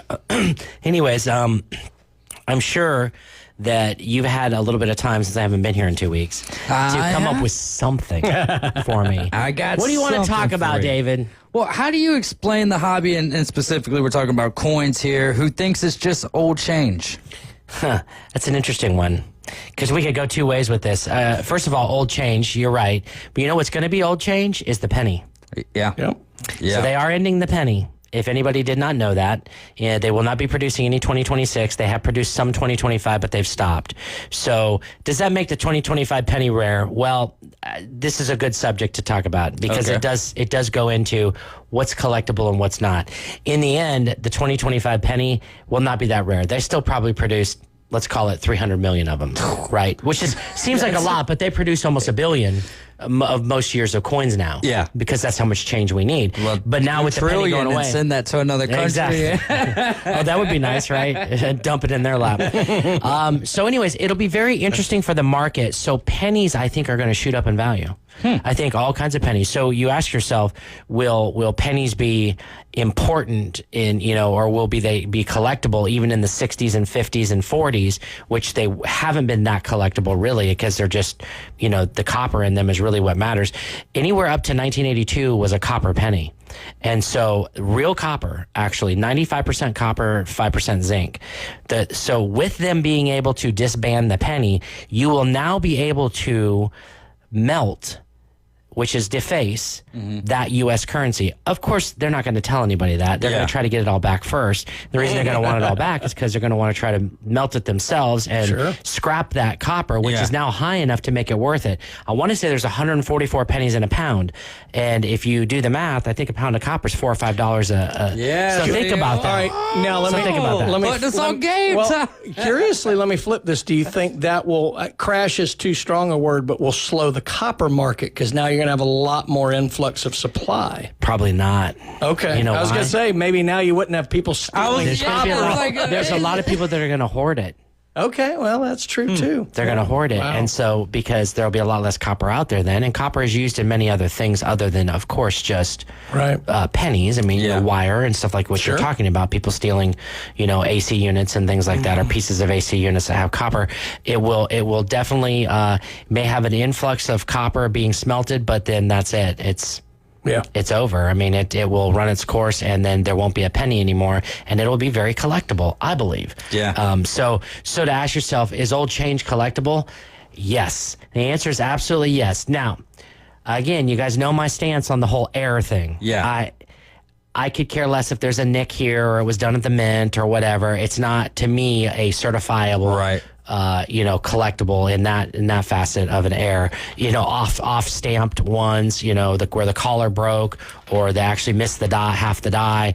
That's an error. To me, a good error coin would be they put the wrong head on it. Oh, you know what's even funnier? I actually saw somebody post it on Facebook Marketplace. It is actually a certified quarter on a dime that actually used the quarter die on accident on a dime planchet, or vice versa. They actually put the dime planchet loaded in the system. Gotcha. And it got that's an error to me. That's a true error. Yeah. I would absolutely 100% buy that error and resell that error. Or any of the dime, the nickel, or the quarter on a penny. On a penny. Has happened. Absolutely. Very rare, and that's why very sought after. Yeah. So again, you say, is old change collectible? If you're looking for silver and gold, you got to get 1964 or older. But other than that, there's still very collectible stuff. I mean, shoot, a penny's worth 3 or 4 cents. I mean, in copper alone, that's triple, quadruple the face value of it. And I've known a lot of people who have been hoarding pennies just for this exact reason. For them to end the penny. Because once they do, I think copper is going to shoot up, and I think pennies themselves are going to shoot up. So that's my opinion about that. However, again, old coins, yes, I think are important. All right, there you go. Let's see. I got one more. I've got more for you for coins as well, but I want to go to, we'll bounce back and forth between the coin and the card world. Sure. If you guys could bring back one old school insert set, what would it be? Oh, geez. I'm going to let Brian go first. Mine isn't crazy. It wasn't one of the really rare, expensive ones. I love the old Diamond Kings. Darn it, you totally took my thunder. I loved those. So especially 92. There was when two it was part. A full-on painted one. There was a two-part. There was the Elite and then the Diamond Kings. And so that was the only two inserts they technically had, and the Elites were much scarcer because they were numbered of 10,000 or less. That's right. The Ryan Sandberg one was limited to 5,000, and it was autographed. First of its kind. This is the first time a card packet ever had inserted in 1992. ever had inserted an autograph from a player. First time ever, a real autograph, live autograph. And they were limited to 5,000. And I actually pulled one personally myself Christmas morning that year. On Christmas morning. On Christmas morning. I'm not kidding you. The Diamond Kings were just the And coolest the Diamond Kings looking card. really kind of looked the same almost. Yeah. Almost in that That's retro. right. And they were inserts. And they were labeled DK. So you knew that they were Diamond King series. And they were so cool. I just wish they hadn't printed so many. So I wish they were so much rarer. Yeah. But The only other one I even thought of, the Beam teams and Beam Stadium teams were Club good too, pretty yeah. I actually really like, you talked about old school, but I will throw something new out there. The Kabooms and the downtowns, those are really cool. Yeah. I've been hearing a lot about those downtowns. Yeah, those are really Yeah. cool. And that's a lot of fun, but it's not an old school thing. It's a newer thing. Yeah. So, What's more exciting to you, mint condition or a coin that looks like it's been through war? that's the tough one because it depends on the coin. It depends on the value. It depends on the value. Yeah. If you had an 1895 proof Morgan dollar that had looked like it had been in the gutter for a while, I'd take that over an MS-67 1878 Morgan dollar that's probably worth, $2,000. Yeah. Because the 1895 Morgan is rare. rare. So it's really all based on value. Yeah. Value. That's how I'd answer that. Is it depends. It's based on value. Yeah. And it depends on how valuable the coin is. And I've had some. I remember my first 1909 SVDB, the key date of the penny series, the very first one I ever owned myself, came over the counter at my very first shop within the first 3 months. Wow. And it literally looked like it had been ran over 10 times. But you could read the date, the mint mark, and the thing, and it was real as could be. I sent it off. I had it graded. Of course, it came back genuine, but I was fine with that. It was my first one ever, and it looked terrible. Now, I have really nice ones now. Yeah. But it doesn't matter. The Right. point is that I wanted that coin so bad growing up. Yeah. Yep. And then my the way first that you one got happened it. to be Yeah. terribly trashed. So, yes, I would take that coin over, many coins that would walk through the door. What was the first sports card that you remember chasing? This is one for you and Brian. This is easy. My very first sports card I ever owned was a Mark Grace rookie. And that's the one that you chased? And I didn't chase it. I was given it by my best friend that said, you should start collecting sports cards. We're all doing it. Within 6 months, I had my own shop. Yeah. I'm not kidding you. Yeah. I turned 13. I was going to say, because that was 88. Yeah, I turned 13. I was in 7th grade. I turned 13, and I remember on the bus getting a card from him and learning how to trade and stuff like that, and getting into sports, watching sports, doing all that. And I talked my dad into letting me open a card shop in his Honda shop, and that's where I started. And he eventually went out of business. I did not. So we rented myself a spot, leased a spot for me, and sure enough, I had a card shop. Well, now did you already have a knack for coins, a feeling for coins? Or I had a knack for entrepreneurship and business and money. I kid you not. If you were able to have my second grade teacher walk through that door today, she's probably not alive. Sorry, ma'am. But if she was to walk through that door today, she would say, Todd was the best money counter I have ever seen in my life. Yeah. Best money counter in second grade you'd ever seen in your life. Dead serious, because she told my mom this. And so I've always had a knack for counting. I've always had a knack for numbers, for money, for understanding money. I used to count my piggy bank every weekend, and how much had I put in there, how much had it grown. Was always excited about, having, saving money and stuff like that. And I've always been that way. And so my entrepreneur side, coming from my dad, who was always very salesy and a salesman type guy, I learned a lot about saving, about money, and about how to use money, how to leverage money, and of course, how to sell. And so those were all very important things that I learned very, very early on as a young kid. And that's why I've been in business for myself so many years. I've only worked for people as necessity to get certain things I needed to get in life. Other than that, it was always about working for myself and being my own boss. There you go. So anyways, I can't remember what the question was, but I think Mark Grace. Yeah, Mark Grace. What about for you, Brian? I distinctly remember, and it's not even a valuable card now. 1982 Fleer Dale Murphy. There you go. I had to have that card. There you go. I think I traded 50 cards for it, which back then was insane. It was insane. But he was my favorite player at the time. Mattingly came around a little later.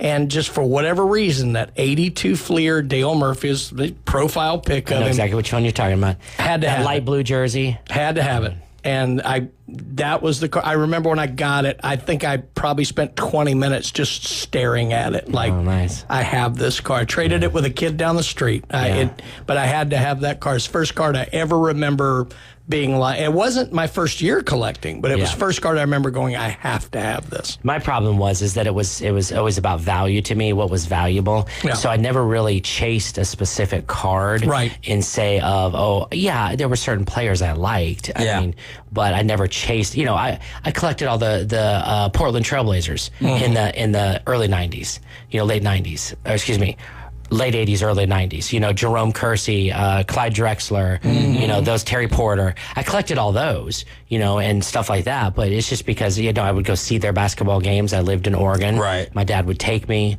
So, so those were things like that I liked, but nothing of real consequence or value. Down the road, of course, I always wanted a Michael Jordan rookie, or I wanted this, or I wanted that. But it was always the high dollar thing. Same in coins. I think Tom Brady's going to be having his childhood collection over there at Fanatics. He probably will. That's pretty cool. Yeah, pretty cool to see. really It looked a lot like my collection when I was growing The funny up. thing is I used to have a good bit of my original stuff. Yeah. But over the years, I had sold a lot of it off. And I still have a fair bit of mine. My early stuff. Now, once I was working in a shop in high school as well. I didn't own mine, but I was working in one. At that point, I started moving stuff around a lot. Right. But the stuff I had from the early 80s, I still have what I pulled from packs as a 6, 7, 8, 9-year-old. Yeah. I still have that stuff. Yeah, that's amazing. That's totally amazing. It's been a lot of fun to grow and see my collection grow and see all that stuff. But, a lot of my original stuff I don't have anymore. Yeah. Just because I used it in trades or used it in, getting further and farther in the collecting game and collecting business. So, And now your collection is massive. Prestige worldwide. Prestige worldwide. Yeah, exactly. Yeah, it's massive. Todd, thanks so much for joining us this afternoon. Anything you want to leave the people with about just check us out. Remember, we're on Back Beach for all the people who have traveled in and are visiting. We love to have visitors. Come check us out. We're on Back Beach next to Florida Linens, 11939 Panama City Beach Parkway. And our phone number, if you need our hours or anything like that, is 850-320-8388. Remember, we're open every day. Basically 10 to 6. Yeah. Basically. And website, very easy to get a hold of them there. PCBHobby.com. PCBHobby.com. All social media, PCB Hobby. Todd, thanks so much for joining us this afternoon, and we will see you next Monday. Talk to you guys later. Yeah, there you go. You're right with the Afternoon Underdogs. This is ESPN Northwest Florida. Final segment of Monday's episode. We'll be with you when you get back.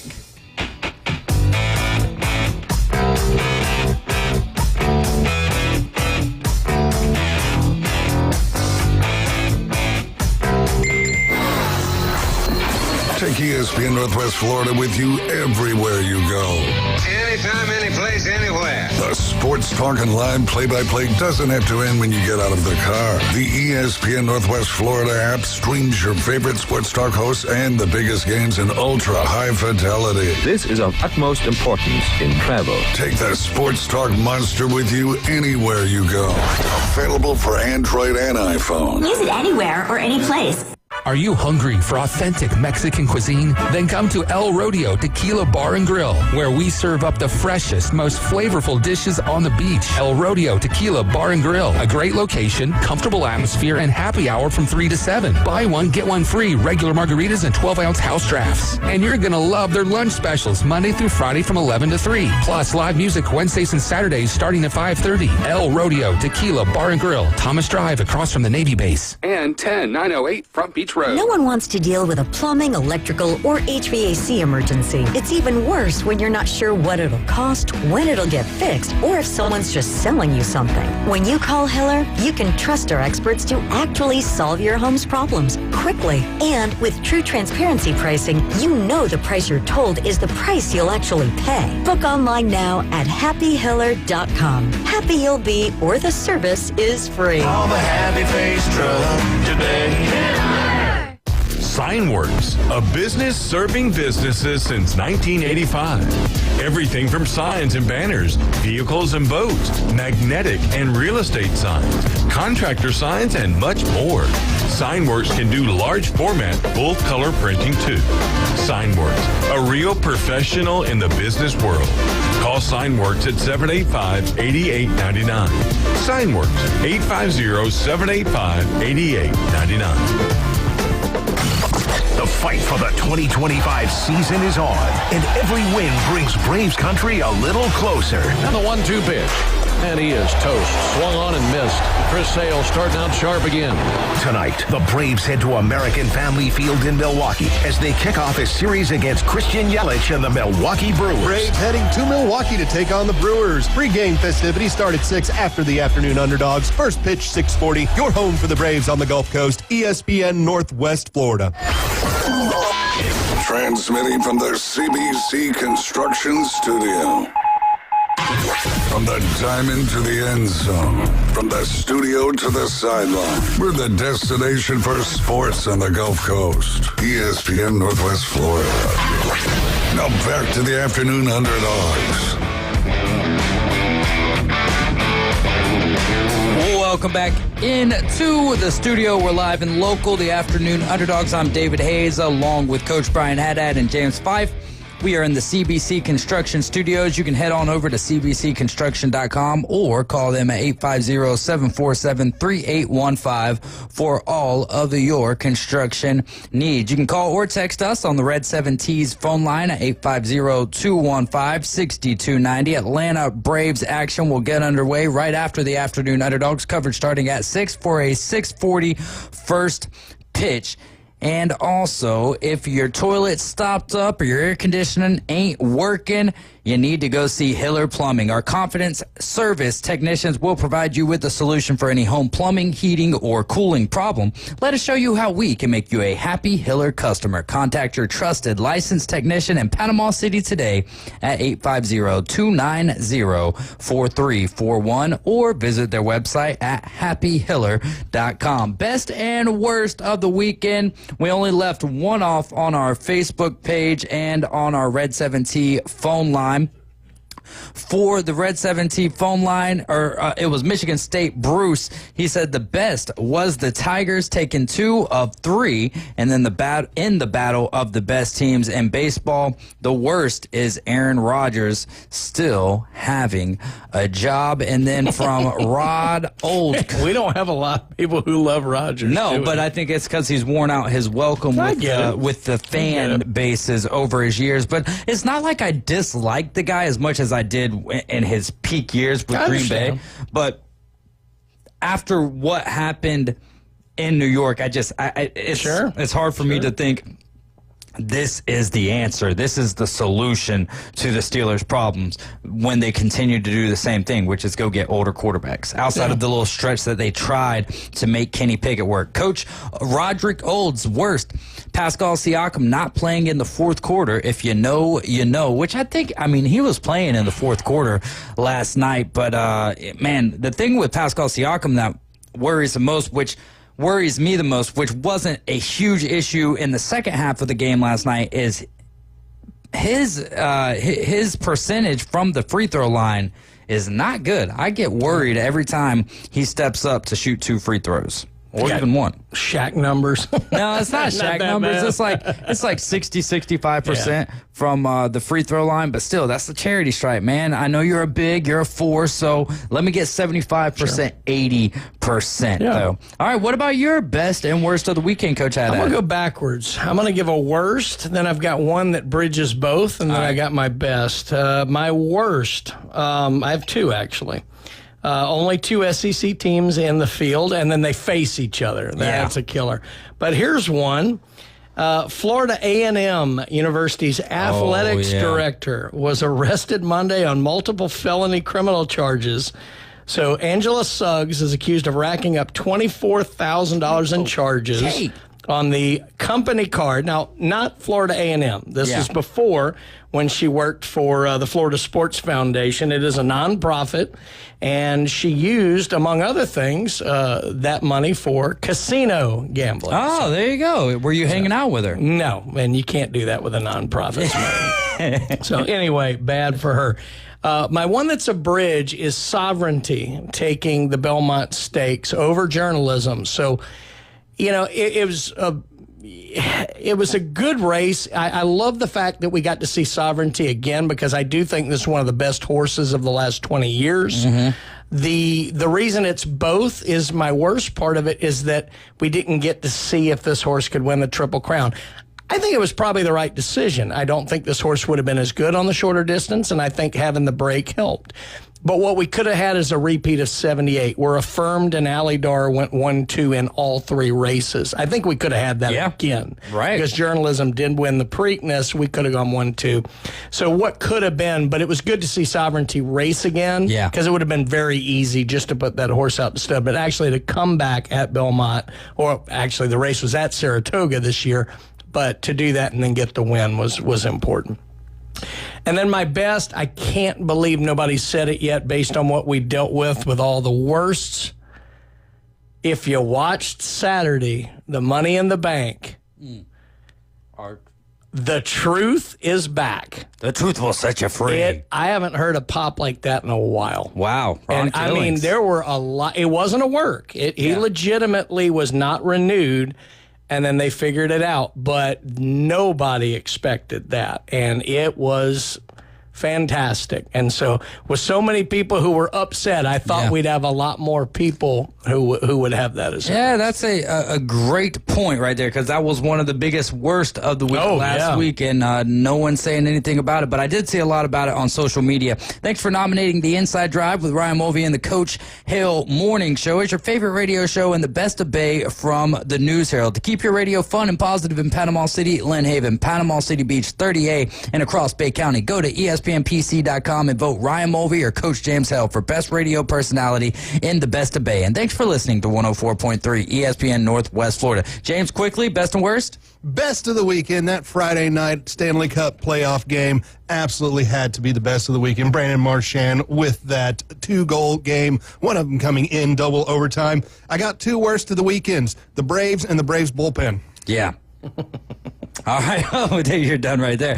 All right, real quick for me, Coco Gauff winning the French Open. She is the first American to win at Roland Garros since Serena Williams in 2015. I've got a list of Loved it till her speech. I didn't hear the speech, didn't really care that much. I'm just trying to pick out something that no one else said today. And then the worst, I hated the fact that we DFA'd Craig Kimbrell, but how about the U.S. men's national team losing its opening match of the summer, a 2-1 defeat to Turkey. Braves coming up next. Jesus loves you, so do I. Y'all take care. Be safe.